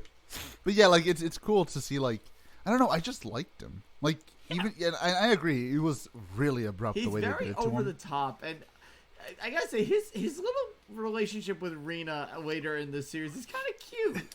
Yeah, I like how they hook him up because of like, we're using you two as decoys, and like they kind of get a thing from there, mostly because Rena is a thirsty Christmas cake of a woman who's desperate for any man at all. But Oh shit! I think it's a good arc, and I like that. And it's a little, again, it's that issue of this is the final arc, and this is a little too goofy for the final arc, but it's handled well, and I like it, and it does feel pretty natural with the two. Can I just say another victim of the I thought this happened way later syndrome is I thought he realized how to say Roidmudes correctly, like, towards the end of the show. No, He learned how to do it, like, almost, like, right before Chase came in. Like, before Rider Chaser came in. because it was a side effect of Freeze's mind wiping ability. No, I know that, but it was weird that, like, out of nowhere, like, it was like, See, that's I shit. remember it happening earlier than it did. Really? Because I remember it happening. I knew it because it happened after the brainwashing arc ended. Because I remember that happened. Because the whole thing is that he can't say it because the leader of the Roidmudes fucked with his brain. So that's why even though he knows they exist, he can't say it because his brain literally is incapable of thinking of that word. But I, for whatever reason, remember the final form and that arc concluding way earlier than it did. Because that was like episode 35, 36 or so that Trideron debuts. Yeah, 35. So it was around then. Yeah. So I thought it was a little earlier than that, but I guess I'm kind of like, I was just mixing up orders of episodes, or just, I think my brain was equating the gap in time between episode airings as it just being more time. Literally more time in that case. I was gonna say I can just equate the gap in time when Overtime actually fucking subbed the show. Overtime, more like slow-vertime. And now they're just dead-vertime because they don't sub anything anymore. Yeah, because two people who don't like roast porcos are being bitches. Yeah. Imagine being the new Magenta. Oh my god. I'd kill myself. But you say roast porco. I think the running gag of him trying to say it and not being able to say it is funny because it doesn't feel like it's a forced joke. It's just like, oh, okay, he's just kind of like a weirdo, and he's kind of gung ho, but he's a little bit of a dope, so it's like he just can't remember. So he's like roast porcos, steroidos, hemorrhoidos, Roy Mochas, hemorrhoidos, stuff like that. And it's fun because it's always really clever, and it's not like, it doesn't feel forced when he does it because he'll just do it in the middle of a scene, and they're like, "Yeah, you're still wrong, buddy." And my favorite is roast porcos. I think roast porco is the one that caught on the most because that's what everybody uses. I've never seen anybody else use any other ones again other than roast porco. It is always roast porco is the one that gets used. It's great. It's a good one. It's my favorite one. You know what? And that's why it caught on, is because it's the one that sounds closest to it, and also it's just because it's funny. It's roast porco. Like, it's such a good name. And that's why I like. Whatever. And that's why I like fucking Gen so much. He's just fun. He's and a fun the reveal that him not being able to pronounce it as a fucking plot point it's so well done because it hits you like a truck when it's like, oh, your goofy running joke was actually important the whole time. Sanjo has a lot of problems as a writer, but he's able to connect tiny details like that, and that's I him in love Noah that. tier writing right there. Yeah, that's actually, no, I shouldn't say Noah tier because people wouldn't understand. That's an Agito tier. Yeah. Anyways, I guess from him we go to actually, let's talk about his wifey. Let's talk about Rena. She make things. I like Rena. Rena's a little bit too much of like stock mad scientist sometimes, and for the most part that works. It's just she doesn't really have much of a personality beyond science. Like, she's got her thing where, like, husband. Yeah, sure. Her thing about she's old and thirsty and wants a man. But and she's not it's that old. She's maybe like what, late 30s? She looks like 30s? Yeah. I think her actress was like mid 30s or so. But I mean, that's old by Japanese woman standards, Phil. This is so true. that's kind of the joke there. Hence why I say Christmas cake. It's because it's, once you're after 25, you don't matter anymore. You're basically spoiled. You might as well rush to it. But she looks good. She's good for her age. But that's kind of the joke of her character, is that she's getting to be beyond that age where most men would find her desirable, and now she's getting desperate. And it's a fun little gag. It's not too overbearing, except for when the final arc where it's supposed to be serious and she's like screaming and being a weirdo. But I like her. I like the reveal that, oh, she was actually in on it the whole time, and she's the one that made all the gear. And I do like that. I do like that was well handled. I think, because they do set it up the episode where they reveal it, where like, oh, she's being really shady, and oh, she's kind of working with the top brass and try to fuck us over, but oh, she was actually an ally way before everybody else. I like that, but other than being like the one who makes the gear, she doesn't really do anything as a character. She's mostly there for science exposition, and it's fine. Otherwise, she just exists half the time. She's there. Well, here's a fun fact. She did porn. Have fun looking that up, kiddies. Eh? Phil, do you not remember this? She's done porn. No, I didn't. Well, I gave Phil a new fetish for the week. No, oh my God. I mean, listen. He's already had she it like... be the first, and she's definitely not the last Toku actress who's done porn. So... yeah, Blade is pretty much on top on that one. Oh. I wasn't actually thinking of Blade that time. But... What were you thinking of? Kenzaki, I'm not going to know tell I you love because you. then you're going to look it up. I want you to figure it out. Is it Kaito? No. Kaito also did porn. We know that. Probably did. Kenzaki, you know I love you, but fuck's sake, mate. At least show some emotion. I know, right? Like, man, That's actually man, kinda, what the... That's actually kind of depressing. That you know what? That's probably where Death Grips got sad come from. Oh, man. Oh, that was terrible. It was. You are terrible. Oh, I hope he never accidentally gets a translation of this episode. Yeah, this one episode specifically, not anything that would involve him. Of this No, this particular fucking talk. So after him, Jesus, I just turned me There's into a transgender. Q. There's Q. The really He has one nerdy episode that's weeboo. good. That's what he's. He's the otaku. He is the Okay, I know actually, Google. you know what? No, Jay. I know this is a stretch, but he looks like a really ugly fat Gokai Silver. I mean, I can't. when He you add all does! those, His add all those face. addendums, I guess so. Like with the face, it has a very similar structure. Like even his voice still has like that shrillness that Guy had sometimes. It's like, wait, I mean, Guy's voice was a little deeper than him because he's yes. shrill, but he's a higher voice pitch. He doesn't really sound anything like him. He's I'm kind of not the saying same he sounds inflections 1-to-1. sometimes, but I'm not saying he sounds 1-to-1. yeah. I'm just saying like just his appearance. He looks like a very ugly guy. Like, well, he's an ugly guy. But he looks like an ugly guy. Looks like ugly. that's mean. Oh, Jesus. I mean, he has a great episode attached to him. He has one of the best episodes of the entire franchise. Yes, is the one where we find out that the roast porcos can enjoy anime and become weirdo otaku stalkers. You know, just like me. You know, if this was realistic, we would see like Q and his Roidmude like fighting it out over like if Rei or Asuka's better. Which one do you think would be the Asuka fag? Oh, you know, it would be main Q. Main Q looks like the Asuka man. He looks. The he roast looks porco the type. can. The roast porco can like he can like you know he can relate to pod people, so that's why he relates to Ray. What are you referencing? Exactly. Phil, how old are you again? I don't know. Wait, He's Ray- 30. How do you not know about literally the oldest fucking waifu debate on the internet? Ray or 25 No. fucking years. Are we talking Dragon Ball? No, we're talking about fucking Evangelion, Phil.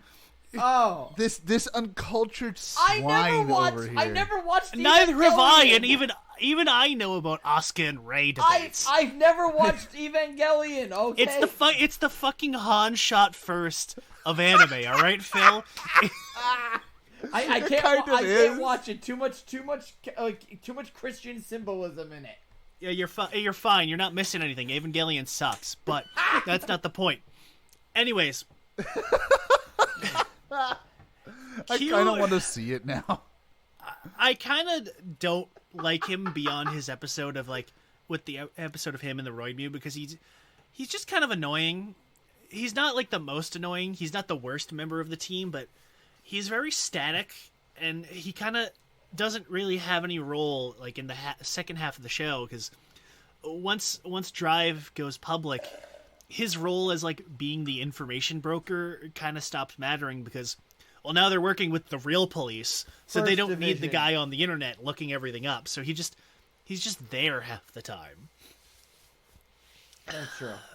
But I like him because he's like the weirdo otaku, and they don't make his entire character about how he's a weirdo otaku and bringing it up, because he does still have like a character beyond that. And I like that. I like that he has a little bit of a dimension to him, but he doesn't really contribute all that much in the later half of the show, and he's really not that interesting in the first half. And I kind of like how he has a little friendship with Gen. Like, everybody just becomes friends with Gen. It's weird. Because he's a cool guy. He is. And I like how they become buddies about, like, trying to figure out who the writer is and, you know, figure out all this stuff. And, it's like, I saw the writer. It's like, what do he look like? I was like, well, this part was green and the other part was black. And it's like, man, I want to see it. I like that. I like that they become schizo bros, but Schizo bro. That's good. He just exists, basically. Yeah, I guess we get to the old man. Honganji. Simultaneously, the worst and best member of the Special Crimes Unit. When he's talking about fortunes, it gets a little annoying, but when he's serious, he's pretty damn good. In the entire first half of the show, he is absolutely the worst character on the show because he does absolutely nothing. He is obnoxious and loud and screaming and makes bad jokes, and there's always this obnoxious fucking music playing, and he's always under like a fucking fisheye lens, and he's just shrieking nonsense and talking about my fortunes. It's everything I hate about writer comedy. It is. He is literally writer comedy the character for the entire first half of the show. And it is just miserable. The best time of the first half is when he's just gone and they just don't talk about him. He just disappears for a couple of episodes for some reason. That's what he did. He went fishing. Yeah, he just went on vacation or whatever. And then in the second half, where we find out that not only did he know Shinosuke was Drive the entire time, but that literally everything that Krim has set up only exists because of him, and that he's been friends with Krim for decades now. He becomes an actually good character because he becomes, he's still like goofy, but he has like a serious role, and he can show emotion that isn't just shrieking wacky old man. He gets toned down and becomes he almost becomes like the wise mentor, like telling like Shinosuke, like, hey, bud, nut up. And yeah, cool. Like he's like, I knew your dad, and your dad would be proud of you, and you get that kind of argument there. And he still does goofy stuff, like, there's the time he's on the roof with Krim, and they're talking about like, we used to be friends, and then he's just wearing Krim for no reason. He's just like, I just wanted to put you on. I just want to see what it was like. Like, that's fine. That's still goofy, but it's subdued, and it's not like wacky noises all the time, and like, screaming at the camera, and it's doing repeat cuts. Exactly, and it's cut between two serious moments, so it feels like a lightener a bit. And and then you get him be like when he stands up to the top brass who are bullying them, and it's not just him being like a haha wacky kiss ass. He's being like, no, you pieces of shit, listen to me. This guy's gonna go and fight the fucking robots, and you're gonna sit down and you're gonna shut up. And he's actually being like intimidating, and it's good. And he still has the goofy moments, and the goofy moments become for the most part fine. Like when he gets the mass-produced Mook unit, and it's like, I broke my back. I can't move now, and they have to lift him up and carry him out. I thought it was his neck. Yeah, he sprains his neck or something, or whatever. He's like, it's like, I'm doing all these cool poses. It's like, yep, I pulled something. I need help, guys. And then he's just standing there, like, stuck in the pose on the phone. It's great. And they pick him up, and then people pick him up, and they've got one of the I don't know which writer background song it is, but they just drag him off.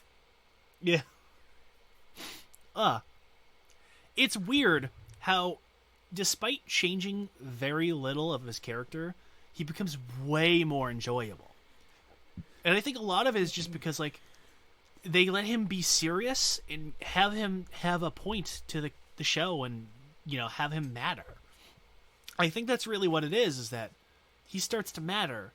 So now we have reasons to actually give a shit when he's on screen. And, oh, what a surprise, he can actually be a good character.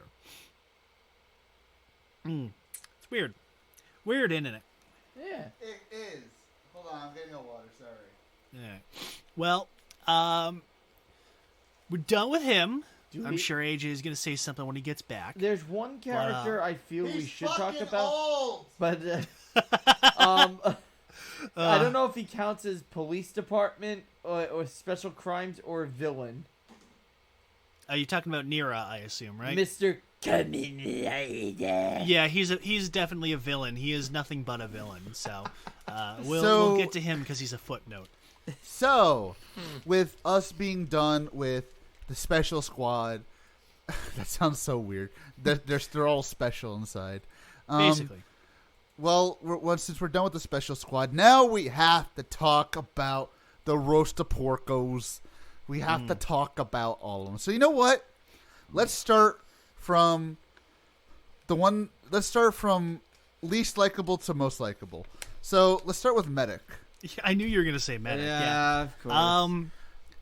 Look, She there's has only titties. There's only two reasons people like her. She's hot. Yeah. No.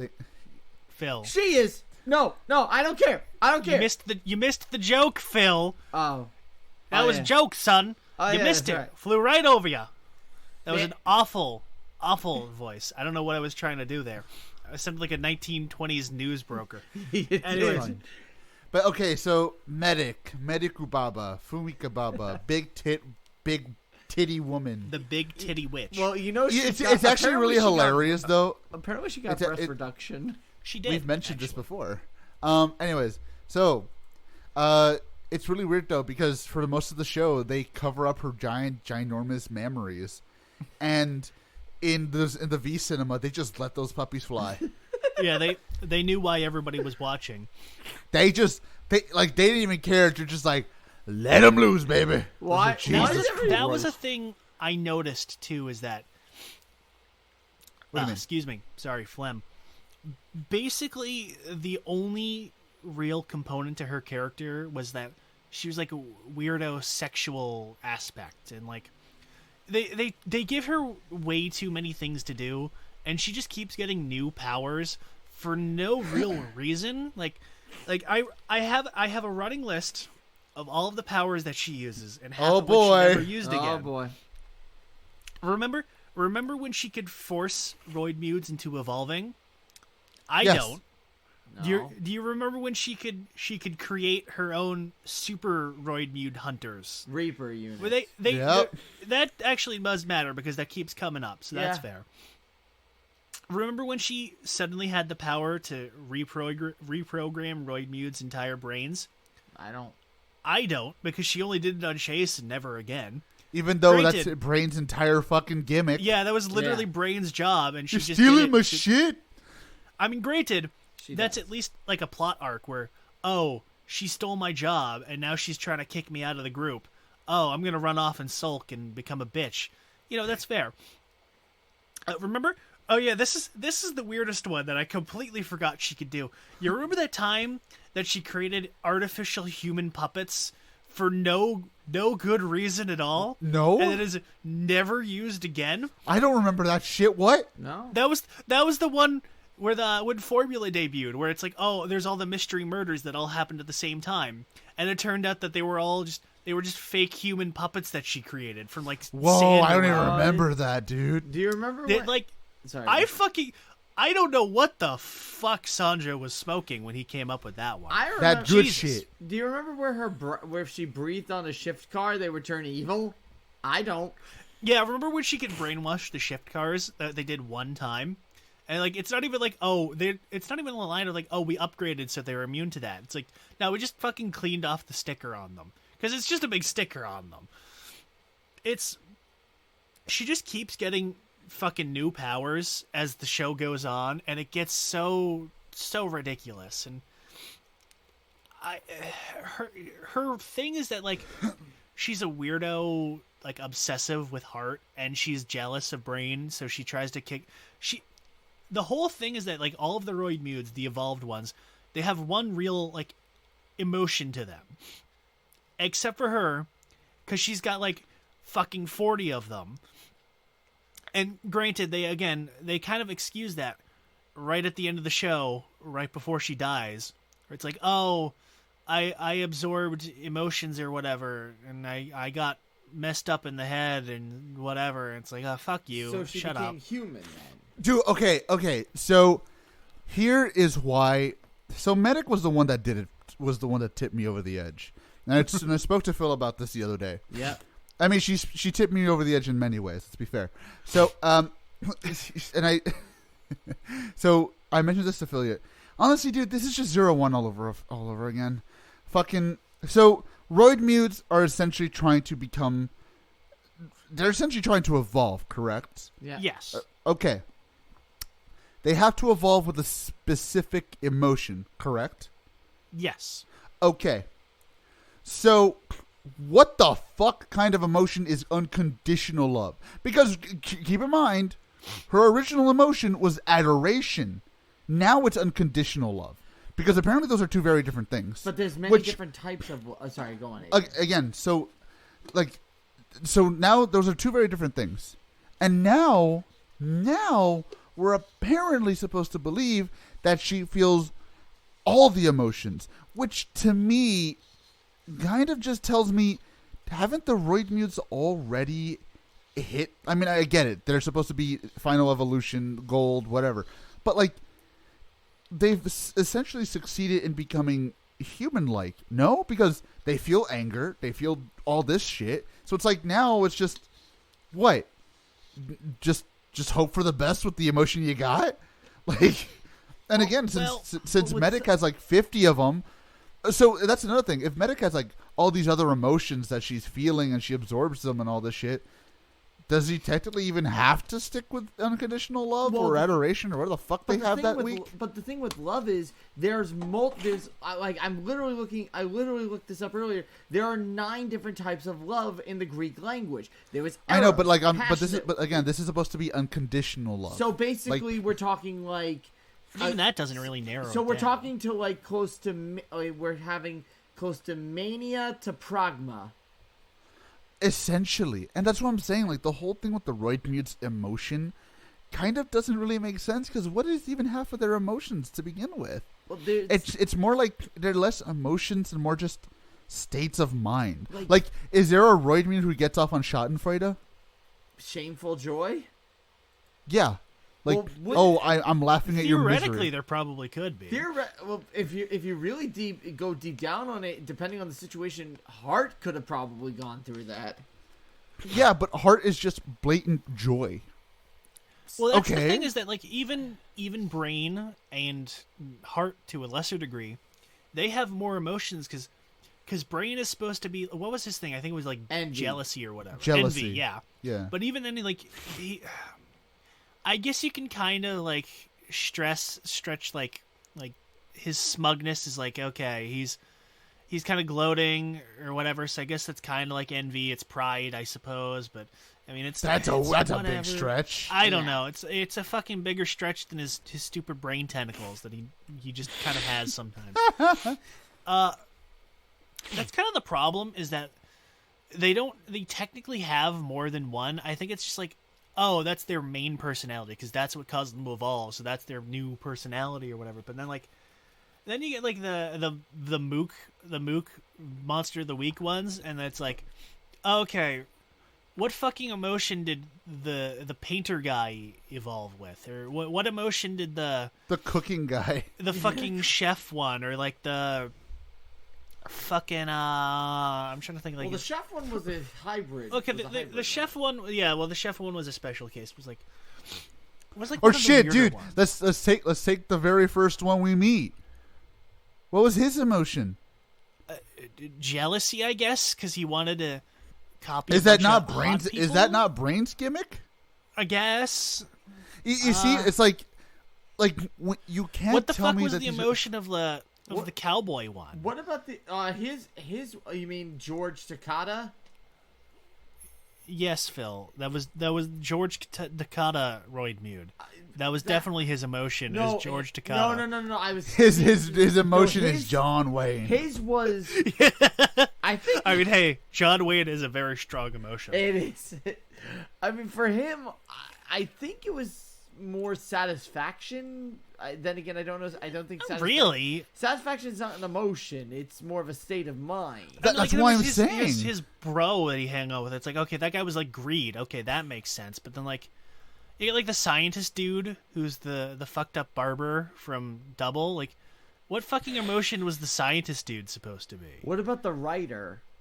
Yeah, what was the writer one supposed to like? Okay, like some of them I understand. Like there was the one that we thought was supposed to be the fortune teller. That was actually the hot lady who murdered Boken Blue and became crazy. Oh my god, that is Boken Blue. Like, okay, so it's like, okay, that was like not necessarily like kind of love or like whatever the fuck. Like I can kind of understand the emotions here, but like most of them are just like, oh, we're evil for evil's sake, and we're doing evil things because that will somehow make us evolve or whatever. But see, and this kind of goes back. And I hate to even say it, but this goes back to when we were talking about Kyoryuger, like Kendall, whatever the fuck her name is, Kendall chick, whatever, Delirious, Kendallilious,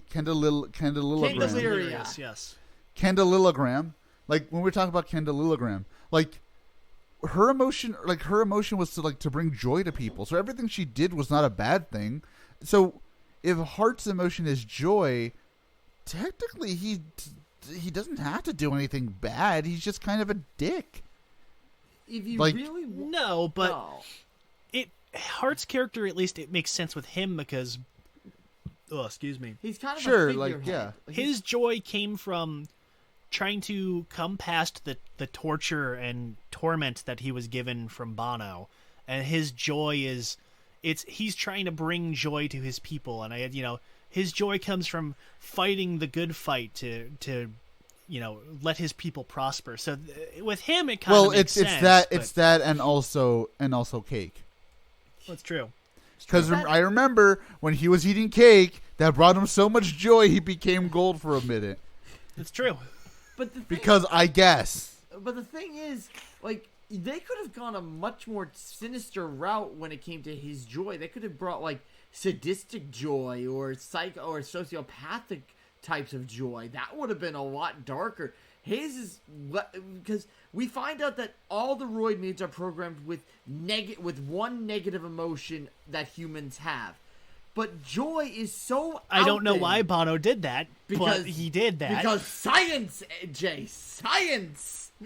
But that doesn't make sense with joy, because joy is so and even love to a degree, joy is so far stretched, it mostly leans into the positives, whereas the negatives need to be more twisted. And that's why I'm saying, like, when you really think about it, the whole emotional... This is why I never like it when shows do these things of, like, having it, like, robots or having any sort of entity with, like, emotions, and it's just one specific emotion. Because eventually you're going to go beyond that. You can't have one Roidmute just do joy.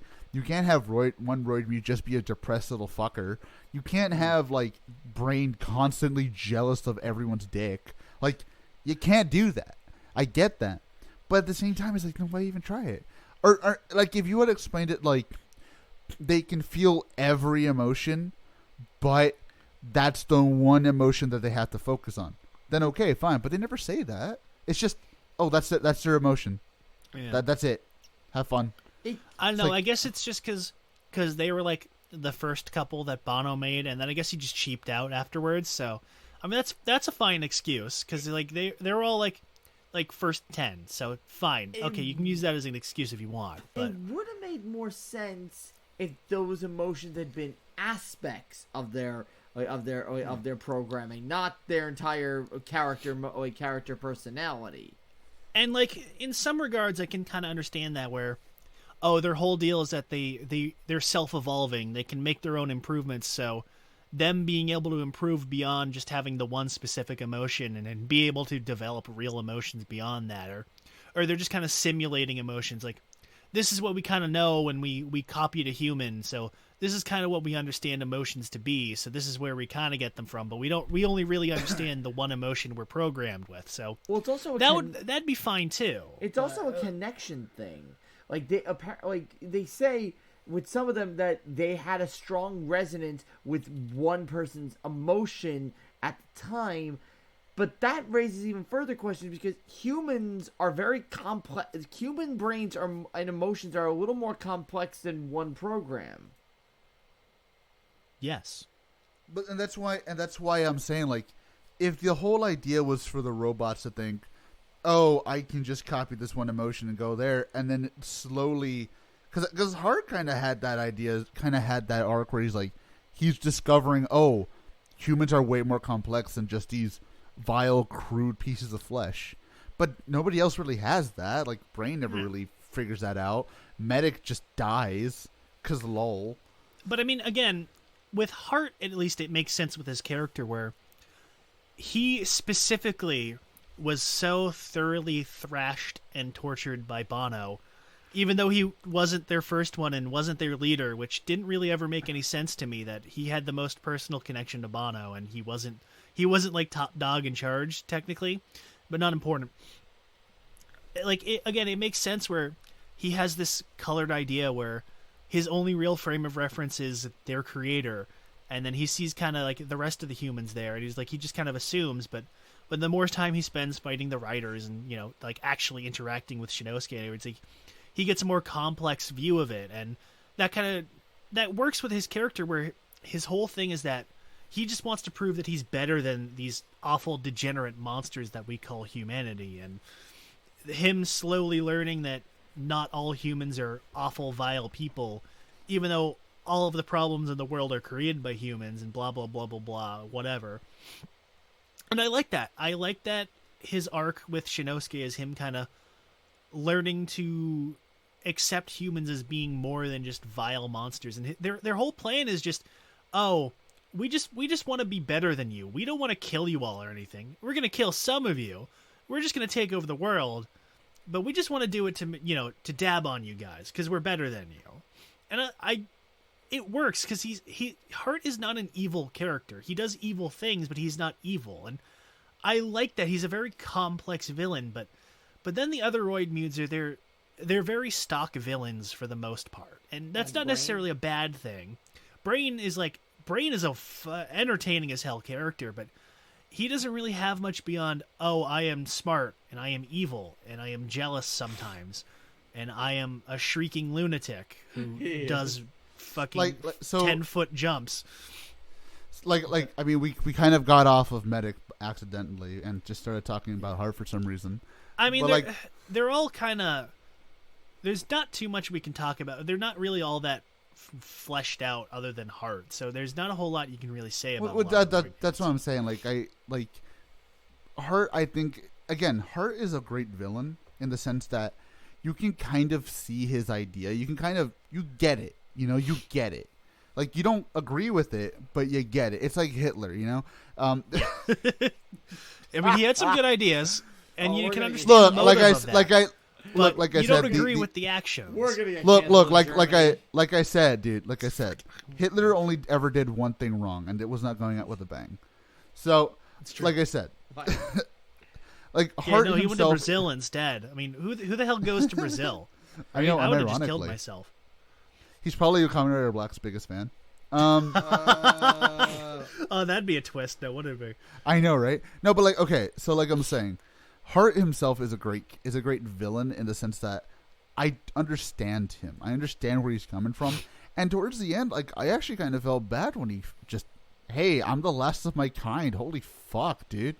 That's depressing. That's actually kind of depressing.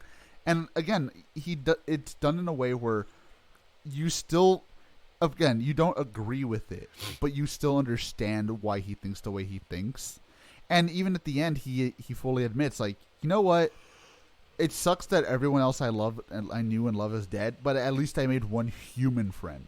And in a way that kind of hits harder than if Shinosuke just blew him up. Because he dies admitting that he actually can see eye to eye with a human.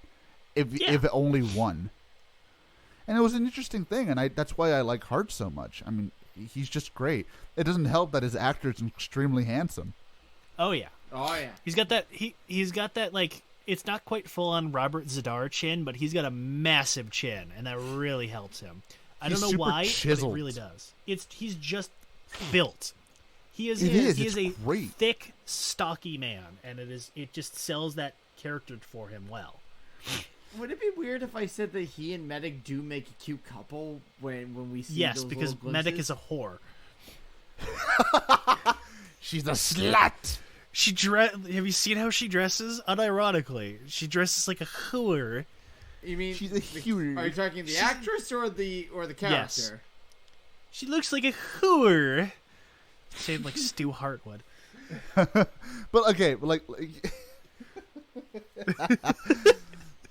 God damn it. But like Hart himself is just great. And like we were talking about with Brain, he jumps. He do the big jumpy jump. Yeah. Brain becomes Brain is weird where even though he becomes a joke, he becomes more entertaining as a joke because he at least does something now. I will say this about Brain. There's one aspect of him that I found interesting, but they did literally nothing with. And that was his identity crisis. Oh yeah. It happened, and then they just forgot about it. It's like, oh, I guess never mind then. They and it was kind of kind set of it a up shame. when Medic starts stealing his spotlight and he starts getting pushed out of the group, and then he goes off with number one, and he kind of freeze. Yeah, he starts to kind of break out of that identity crisis, and he's like, Freeze helps teach him, this is who you are. Your emotion is this.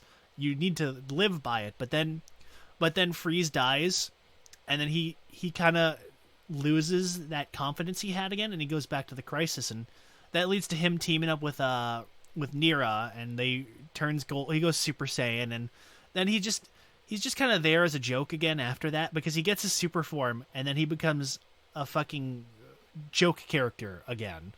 And I like that. I kind of like that there's a peak to it where he never really quite gets it resolved, but at the same time it's a little disappointing because they keep bringing it up. It's like, oh, this is the resolution to my identity crisis. Oh, never mind. We're just going to do it again later. Yeah, it feels like a waste. It does because the scene where he starts like understanding, oh my god, I just copied someone. I don't have a personality. It's like that scene worked. It's just they don't do anything with it afterwards, and then he just fucking dies. Yeah, he dies. Yeah. But you know what, Jay? His it doesn't matter because what he's given to Ryder is beyond anything any writer could give him, and that's the fucking jump. Yes. I don't care what anyone says. Motherfucker can jump. The jump is so good because there's literally no reason for him to do it, and he goes up in like all fours in midair, and he goes seriously like an easy like 6 or 7 feet away from a standing still position. That's an Olympic leap. It's so good. It is so good. It's art. It's art. It's I would dare say it's better than Oren's jump kick because it's more impressive because it's not set up as like a stunt. It's just him doing it. I'm pretty sure he didn't tell anybody that he was going to do it. He just did it. I'm sure what it was is that the script probably said Brain gets into Medic's face, and he just fucking sold it. He's just I'm just gonna go all out. Because it starts off like he does the pog face, and then boom, just jumps. Yeah, he pounces on her, literally pounces on her. It's fucking. It is. Oh my god, it is golden. It is brilliant, dude. Legit. I mean, hey, it fits. That's he did that after he got his gold form. That's true. But it's funny because I knew it was coming because when I saw the beach, I was like, oh, here we fucking go. I knew it was coming. Moment, yeah. But when it happened, it fucking killed me because I was like, I forgot how funny it was. So speaking of golden, let's talk about Mr. Daddy Issues himself, Banno. Let's talk about Gourd Drive. Oh, I knew it. I had to do it. Somebody had to do it. Somebody had to say Gourd Drive. Gourd Drive. I'm going to say immediately off the bat, the thing I like most about Banno is that he gives a good contrast with the villains, where Hart has a understandable motive. He's lashing out against the injustices of the world. He has a very complex character arc, a very complex emotion and motives, and he's not evil. He is simply lashing out and getting revenge for the horrors that have been committed onto him, and that makes him a very entertaining villain. And on the exact opposite spectrum, we have Banno, who is an entertaining villain because he is just evil for evil's sake, and he is a cackling madman from the second he shows up on screen. Oh my god. It's beautiful. This man steals the entire spotlight for the end of the show. The second he shows up and starts doing stuff, it is just golden. So just like him. So all right, so let me give you the quick rundown. So we find out that for no real reason at all, Banno is still alive and is stuck in as an AI form in Brain's iPad. The iPad that he just stole from somebody. He never had the iPad to begin with. He took it from some random people. So how Banno got on there, I'm not going to ask. We never know. Or why they kept him around when they really had no benefit to keep him around as an AI. They should have just deleted him or killed him. Because they never explain why they kept him around. They just had him around still. He makes a fun like conversation piece. He must be. He's just on the coffee table, and he's just like, "Why is your iPad talking?" Oh, funny story. Yeah. I like how they made a phone wallpaper you could download that was his little AI face. It was cute. It was great. Yeah. So Brain, for absolutely no good reason, reveals to Go that, oh, your dad is still alive and is stuck in my iPad as an AI. How is he still alive? Which leads to the single worst arc in the show, which is Go's heel turn brainwashing except not brainwashing, which goes absolutely nowhere because we find out that he's brainwashed and he acts absolutely no different, which makes it very obvious that he's not actually brainwashed, because we find out that, oh, the brainwashing isn't like concrete. Some people are just immune to it because plot. Oh yeah. So he was pretending to be evil for no reason, just to steal a fucking iPad when he could have stolen it literally any other point beforehand, because Brain is just standing there like a jackass half the time. He could have just ran up and yoink, run off. Because his dad, I guess, tricked him into thinking that he was actually a good guy, and Go, being a gullible dipshit, decided to just bring his dad into the secret drive base, which makes no sense. That's like Hitler's daughter taking him to a synagogue. The thing too is that like Go's whole here's the thing. Okay, so the reveal when we find out that Go and Kiriko's dad is Banno, because we had already been established that Banno was an asshole who built all the robots because he's an asshole, and then we find out that Go's whole robo-racism is because his dad was the creator of them. And I really still like that twist, because it makes you think that it's going to go for the obvious twist of, oh, they killed my parents, oh, they're so evil. And then they hit you with the fucking blindside subversion of, my dad created the monsters. And that's so good still. It was still so well done. But Go's entire motivation up to that point was, I want to kill all the Roidmudes before Kiriko finds out that our dad created them all. So, what the fuck he was thinking, carrying his dad around with him the entire time, and telling everybody else, on the team that his dad was still alive and also was Professor Banno, and then bringing him into the fucking secret drive base to plug into their systems and steal all their data. I don't know what the fuck he was thinking. I don't know what he expected to happen other than the one thing he was trying to prevent happening from happening. But it sure ended up blowing up in his face because Banno immediately betrayed them all the second he had the first chance to. Exactly. Proceeded to punk all of the fucking Roidmudes, created his own evil driver, and then became an evil version of Drive. And then he spends the entire rest of the show cackling like a goddamn madman because he's just evil. He has no personality beyond evil. And that's so entertaining, even though that is, like, generally speaking, not a very well-written character, but it's weird just good. It's good. He's just good. Because, like, the thing is, like, okay, you want to, like, people can say all they want. Well, sometimes villains who are evil for evil's sake just aren't interesting. Banno's very interesting because he's just so fucking wacky. Yeah. He's a lunatic. And here's the thing. You can have a character who's just evil for evil's sake and make that work. I had this debate with somebody, and I'm just going to kind of paraphrase what I said there, but having a character who's evil for evil's sake is usually seen as a detriment because when somebody does it, they don't fill anything in. They just have the villain just do whatever they fucking need for the plot, and they don't have any motive beyond because evil. Because they're just a boring character who has no personality or goal or anything. They're just doing evil things because the plot needs them to be evil. And you can make that work.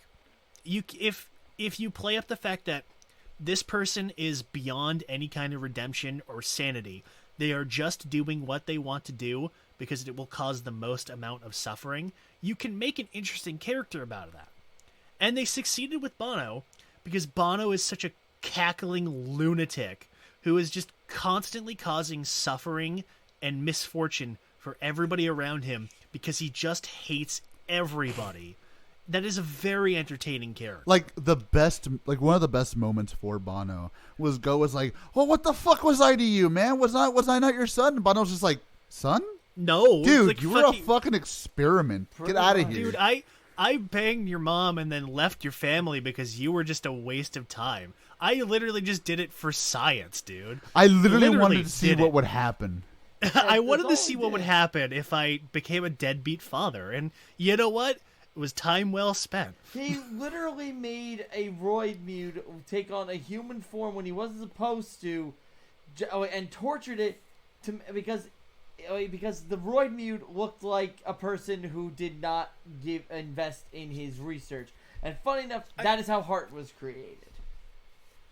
Like, first and foremost, we have no idea why the fuck he was building the Roidmudes. You don't create sentience, evolving androids with personalities and emotions if you're not planning on doing something evil. So, for all we know, he was still gonna fucking take over the world if they didn't betray him, because I guess he's just fucking insane. You know what? That's great. That works, because he is just a madman. Literally, it couldn't have been any more clear. Like, Shinosuke's like, "Banno, why are you doing this?" "'Cause I'm evil!" Exactly. He could have been there like, "Yeah, He-Man, I am going to do bad things today because I am bad." Like, yeah, like that's the only way you could make him any more cartoonishly evil is you just give him the fucking Skeletor voice. "Yeah, Mark, I banged your mother because it was funny." That's literally what happened, yes. I literally fucked around so I could find out. Exactly. Oh my god! Exactly. Yeah, I just wanted to see what sex was like. You know what? Yeah. Overrated, by the way. Oh, that's amazing, but that's dude. the thing with the Roidmudes. That's something I wanted to bring up. How long have they been fucfucking around?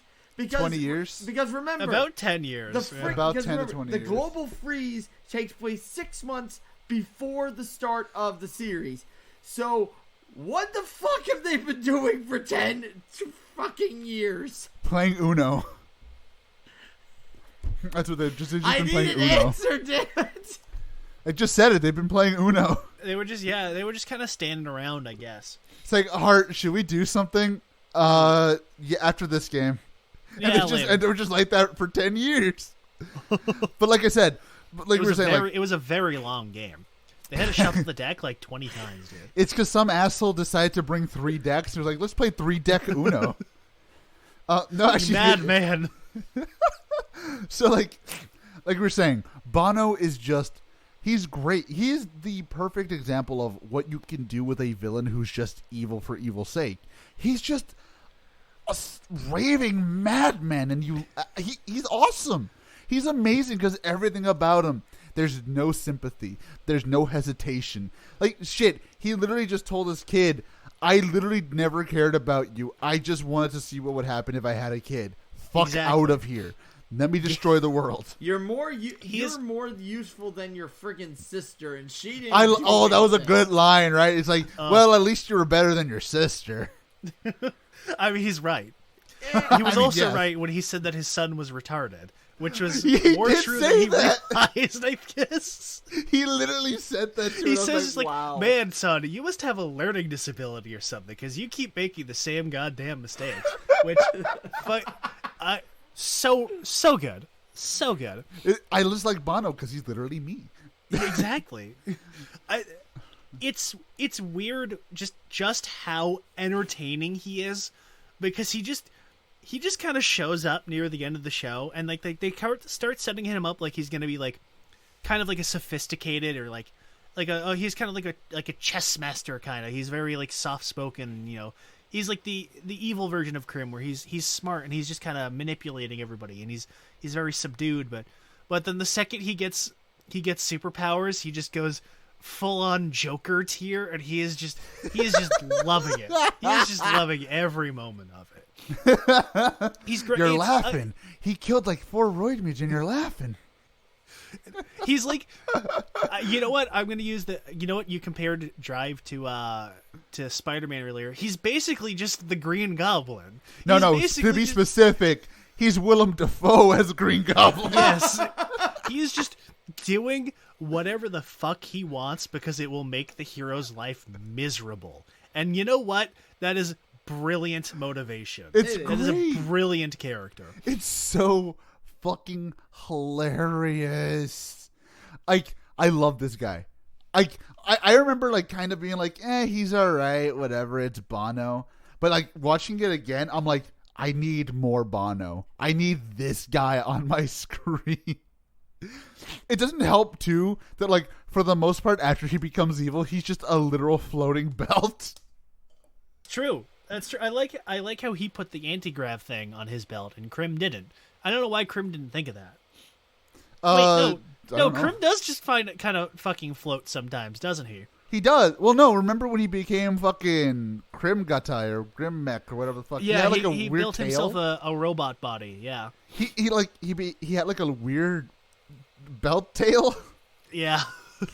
What the fuck was that? But yes, I'm still mad they never made a toy of that. I'm surprised they never even made like a statue or something of it, like a little tiny statuette or something. But yeah, Banno is amazing, and it leads to possibly the fucking most hilarious moment in all of Rider history, where Go, untransformed, unprovoked, goes up to him and just chops the living shit out of him. It was pretty damn good. It said go for it, didn't it? That's scene such a good moment.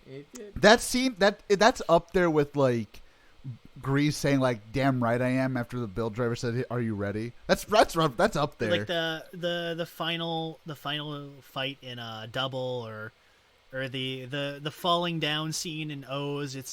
It's the most iconic part of the ending of each show. Yeah, it's that moment. When you think of the ending, you think of that moment specifically, and how it's so good. It's brilliant. It is brilliant, and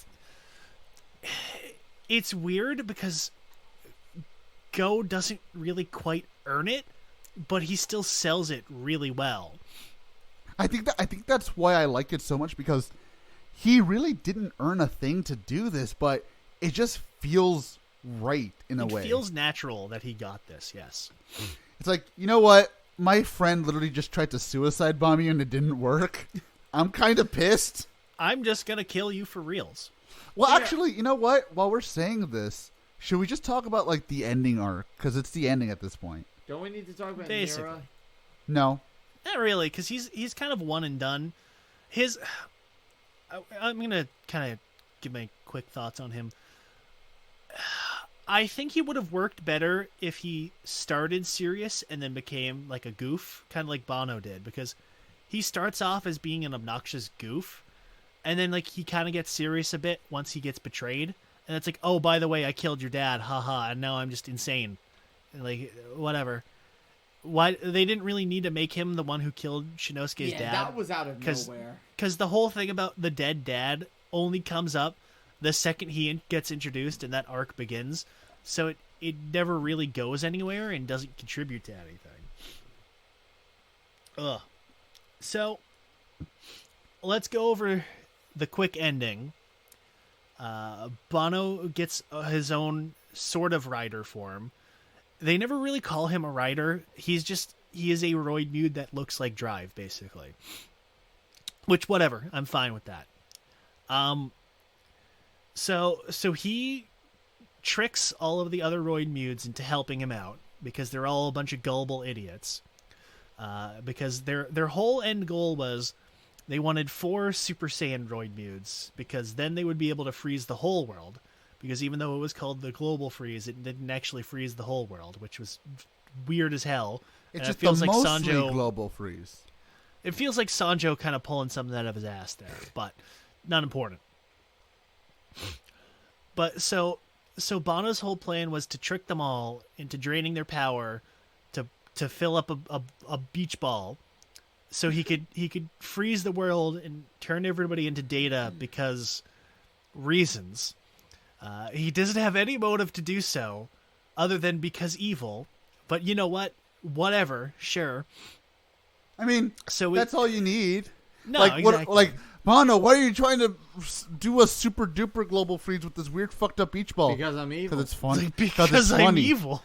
because I'm funny. evil. And it's funny and I'm evil. Get out of here. So the Banno and his evil Crim clone, Roidmude, which only existed because they had the movie to shill. Terrible idea. Yes. Then Brain dies, and then the remaining Roidmudes that have personalities turn good, and then it's the usual final arc thing of it's 3 episodes of just them fighting, and then Shinosuke and Heart go off to fight the beach ball, which now has a face and arms for some reason. While Chase and Go to job out in the basement against Banno. Chase dies for reals this time. He doesn't get a revival. Go murders his dad. And as we just said, the best scene in the finale. And Kiriko comes in to ask where Chase Kiriko was, and then Go shows is up. like, well, he's over there and over there. He's all over the place. A little bit right here, some on me. I think you got a little. I think I got a little bit of him on you too. Oh, I got some on my hair.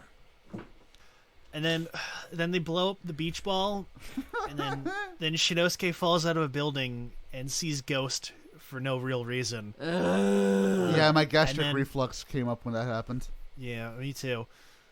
And then Heart is in an alleyway, and he's just beating the shit out of Shinosuke while it's raining. And then dies. That's just Detroit. I mean, you know what? As not as high paced as the out of suit final fight is compared to what was the other show that did that before? Because I don't want to say Kuga, because it was definitely nowhere close to Kuga's. There was another Rider show that did that, like an out of suit final fight. Yeah, like a out of suit big ending arc climax fight. I don't remember, because I know there was O's with Ankh and Eiji, but they were both technically good guys at that point, so it's not quite the same. They were very wet, yes. They were. I don't remember. It's actually. good. I kind of wish Shinosuke fought back a little bit because he's just getting pummeled and then Heart collapses and dies. But it's still good because it's Heart. Like, yeah, okay. Well, what's the fucking point? Because there's nobody left but me now. There's nothing left for me to fight for. So fuck it. I'm just gonna kill you. And that's good. You know what? It's a good final. It's a good finale. Until we get to the final episode. Oh, I didn't No, watch it that. It doesn't matter. exist. I'll be honest. Part of me thought. Wait. Part of me thought that they were going to the double route, which they almost did. There are some things that I like. There was one part where I liked that Shinosuke is more than just the driver. And he's more than just drive. He's his own person. But it's mainly a shill for Ghost. That's why we're not talking about it, because the ending already happened. Exactly. So all the roast porcos are dead. Good. And then Bill, I almost said Built. Drive. Then Krim decides that, okay, maybe the super duper sentient cars and super engines and robot people, maybe it's a little too soon for that. So I'm just gonna go underground for 100 years or whatever. You guys have fun dealing with anything that shows up. And if it weren't for the fact that we know that there's another Rider show coming and that we know that Shinosuke is gonna get the fucking belt back again, that would have been a really good ending. It would have. Funny enough, he's Jay. just normal again. Funny enough, from what I remember, and again, I didn't actually watch the full movie. I just remember talking to someone about it. From what I remember, he doesn't actually get it back in the movie. It's a timey-wimey bullshit thing, I think. In the Ghost movie, there's some timey-wimey bullshit where they go back in time to when Yellow Lion got murdered by 3 different people because the movie gets ignored in Ghost. Because, well, I mean, it could have happened in one episode, and then the next episode would ignore it because that was just Ghost. Yes. Yeah. And Krim is just kind of fucking hanging around Ghost's house in a bush for no good reason in that movie, and that's how Shinosuke gets the belt back. I'm not even joking. That's how it happened. I watched that movie. I don't know why I did. We do crazy things. But that's the problem, is that, like, the ending loses some of the impact when you know that there's going to be another crossover movie where Drive's going to come back. And even if he's not on screen, you know that he's coming back. So it's, I locked myself underground until you need me, which is, I guess, just every other year. Because, again, he fucking comes back in the Pac-Man movie. And at least there's the excuse of, Koda used his fucking god powers to go underground and steal Krim, which, I mean, alright, that's fine. Sure, that's a good excuse. But it's like with Double, where they brought Philip back because, well, we can't have fucking Double if only one of them's here. So we need to have the excuse where, but even then, it's not even like they undo it. They still keep it, but now we're in a weird position of, okay, well, we know they're going to keep bringing him back for the crossover shit. So, what? We're just going to ignore the whole moral of the ending there, and it's just like, he's just going to keep coming back. It's like, okay, that feels like a waste, and it's something Sanjo has an issue with, where he keeps trying to do those kinds of endings, and they never work in a franchise like this. So I don't know why he kept trying. I think he's just hoping that eventually one of them sticks. Yeah, I mean, eventually one of you guys is gonna let me kill this fucker off. Yeah, I mean, they did. They let him kill off Chase, and they didn't force him to bring him back. Granted, I remember in an interview, I don't remember if it was him or it was somebody else saying it, but they said that the only reason Chase didn't get brought back is because everybody agreed that killing him off was a great end to his character. And you know what? It was. It was a good climax to the show, and it was a good. Happened. Yeah, we don't talk about that. Well, I'm so glad Zio is technically non-canon anymore, so it's fine. Yeah, I mean that's why that's why I'm not getting mad about Zio, because it's nothing fucking matters at the end. No, it doesn't. But so, yes, it's a really good bittersweet ending. But knowing that, the ending doesn't matter because they're just going to keep bringing Drive back, it lessens some of the impact. If Drive was in a vacuum and there was never going to be any more shows like it, then the ending would be good. But knowing that the ending doesn't matter because they're just going to ignore it every other year, it feels like a bit of a waste. I mean, if you want to be cynical about it, that's pretty much every writer show in a way. That's true. But here's the thing. I will say this at least. That for the most part, they have stuck to it when it comes to Shinosuke being on screen. That is true. Like if it's like a Tyson, then whatever. I mean, there's people on Tysons who've died like 7 times by now. It's true. Fies keeps coming back. Kaiksa keeps coming back, and then he keeps dying. But you are right. Theranos You are keeps right coming in the back. sense that every time he has come back, there is at least an excuse for why he's able to use the belt again.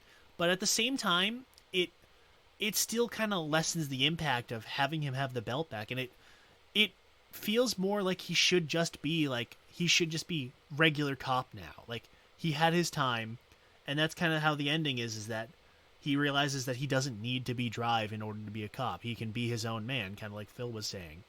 So just having Mr. Belt just pop up out of nowhere so he can become Drive again because this is a crossover and we need that to happen. It loses some of the emotional. Oh, I fully agree with that. Like I fully agree with that. I think it's just a way of like, at least in the sense of this show, like you said, if we kept it in a vacuum, I can at least be okay with that. And plus, we don't review the movies anyway, so fuck it. True. Then again, there's those rare opportunities when we do. We don't review movies. Movies are gay. Anyways. It's true. So, I guess with that being said, it might be time, guys, for our final thoughts. So I'm going to give it to Jay first, because he rarely goes first. So,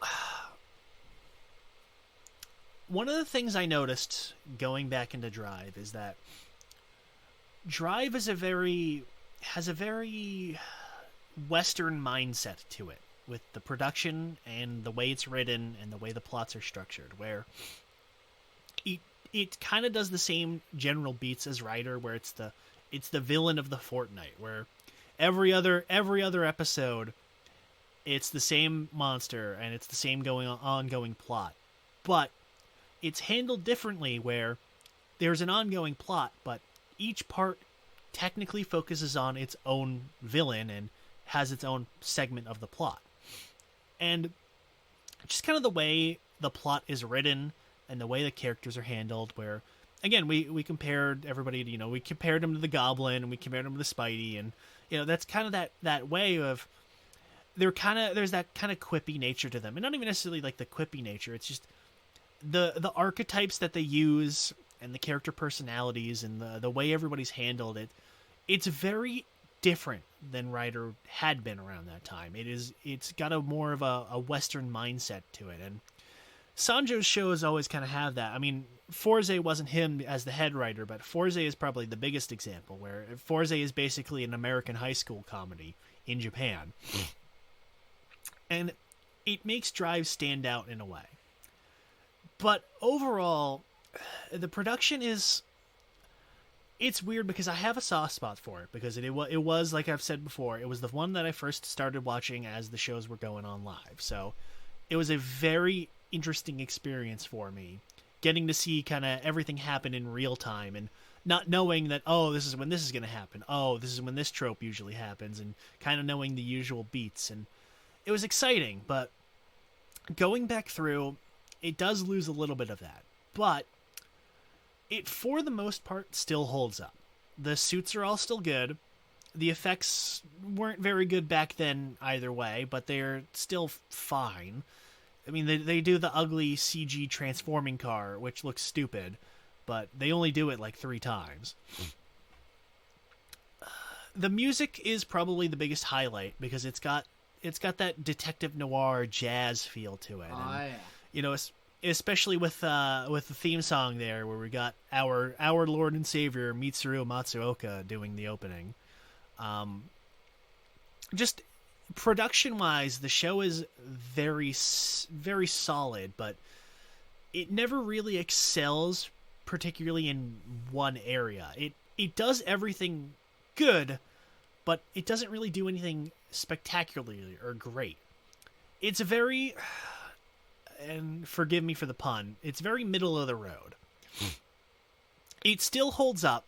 It's still as good as I remember it being. There's some elements that I realize now aren't as good and that I have more complaints with, but for the most part, my opinion hasn't changed on it. It's still a really good show, but it's definitely not in like a top 10 or anything like that. Well, I guess next is Phil. Well, Bill. Time's up. Bill. okay, so like Jay, this was actually the first Rider series I watched while it was airing from the start. Gaim was the one I started because I didn't know it at that time that it was airing. I didn't realize that when I first watched it. Drive, a lot of what Jay said goes into what I'm saying. What Drive is trying to be is like a Kamen Rider series and a detective noir show, and it sometimes has a rough time mixing the two together. There's some charm to the show.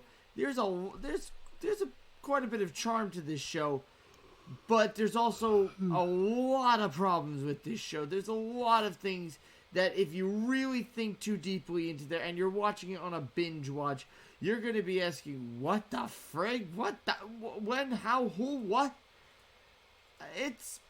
Overall, it's a good show. It's a good but flawed show. So Phil being wrong. I'm just kidding. So it's weird because, like, I'm surprised we didn't mention this, but in some aspects, I kind of agree with everybody else. In other aspects, it feels weird because, like, I'm kind of in agreement with all three of them on this thing. This was the first show that I actually did watch live because, like, I had kept up with Rider for years, but I had never watched a show live, and this is the first one I did it with, so it was fun to watch it. But I do think that this show is still very much fine. It is a starter show. It is a show that I could probably tell someone to sit down, check the show out. You're probably going to have fun with it. Show it to somebody who wants to get into Rider. Show it to somebody who wants to see what it's all about. It's a fine show. However, there are still things about it that just bug me. And not in the sense that they bug me like 01 bugged me or God forbid Saber bugged me. Like, not in that sense at all. Although I will say, and I don't know if Jay and Phil noticed this, but there was a lot of production errors with this fucking show. There were a lot of times where you noticed certain little camera angles being weird. You would notice, like, the little places where they would actually show the sparks were still stuck to the suit. Oh, yeah, no, there was a lot of that noticeable, more so than there usually are. Like, I know, one I somehow missed on my first go-through, and I had to rewatch it because my computer kept fucking crashing, where Chase is just kind of standing there, and he gets shot in the back, and you can see the big patch of duct tape because it's like it clashes with the rest of his armor there when he gets shot at. And there's a lot of really bad, like, I know one really infamous one was in the summer movie where Mach is getting attacked by the villain Dark Drive, and the fucking drive sword is being held together with packing tape because you can tell because it's just plain clear packing tape. They've got stitched around the blade there, and it's very noticeable because they did not do a very good job of putting it on. Yeah, so like I was saying, like that. And also just, like, there's a lot of, I don't know if you guys noticed it, but there's a lot of little editing errors as well. Like, there was one scene, it was after Chase started hanging out with the crew. There was a weird edit where, like, they cut a scene just like a millisecond too early, and it just cut, and it was weird. And a lot of that kind of comes off in the production. But again, that's something that I notice. I know a lot of people aren't going to notice. Overall, I think Drive is just okay. I think it's fine. Jay said it. Phil said it. It's middle of the road. It's not going to blow your socks off. It's not amazing. It's just fine. It's fine. And for that, I'll say, hey, if you're going to watch it as your first one, you could do much worse. Much worse. Yeah. So, guys, I think, yeah. I think, like I'm saying, where it has a very Western mindset to it. It's also good as a beginner because it's it's one of the least weird Kamen Riders. So it's to somebody who's more of like a normal. You could probably watch this and get them more invested into it because it doesn't have as much of the more zany baggage that a lot of other shows have with their premises. This is one that you could really just kind of slot this into wherever, and anybody could probably get into it. So, with that being said, guys. Yeah. Next week, we've got Garo VR. Oh, wait. Here's the mystery box. No, I'm just kidding. Oh, I'm just kidding. We're not going to do the mystery box, except we probably are. No, I'm kidding. No. So next week, guys, we are doing Garo versus Road VR AR to the Tekken power of the 17th kind. QR. UR, VR, BR, ZR. BR. B. Arthur. VR. B. Arthur. VR. That'd be amazing. I if B. lied. Arthur. We're doing VR Troopers. Oh, that's like 80 Garo episodes. VR Troopers. So yes, so next week, not next. Well, yeah, probably next week. We're gonna be doing Garo, and after that, it's gonna be our Shooting the Shit podcast, and then after that, it's gonna be the end of the year awards, and after that, break, and then we come back for Gaim. Or do we? No, yes, we will. Or will we? I don't Or know. should Because we won't. Will we, Jay? Will we? Probably. Will we come back with Gaim? I don't know. Or do you want to do the mystery box? No. Look. I Gaim is Gaim. But the mystery box could have anything in it, I okay? destroyed the mystery box. It could even have Gaim in there. I okay? mean, the mystery box is here. No, we're not doing mystery box. No. It's right here, Jay. No, Jay. Jay. Listen, I'm too tired to. I will kill you. I'm too tired to take it. You do it, I'll kill you. He's not gonna do it. He's not gonna take the mystery box. What a shame. It's a little late for the mystery box. We're all tired. I'm not. I'm still light. Yeah, because AJ's an hour behind where you are. That doesn't make any difference. Anyways. Because you wanted to fucking do it at 10 in the goddamn night. That was Phil's idea, actually. No, it wasn't. I was going to wait till Monday, but when we're recording this, but somebody wanted to do it tonight. Yes, it's almost like I have things to do on those 2 days. Anyways. Anyways, so like I was saying, we'll be back after that with Gaim. And that's about it. Get out of here. Bye. Happy Thanksgiving. Fuck you. Fuck you.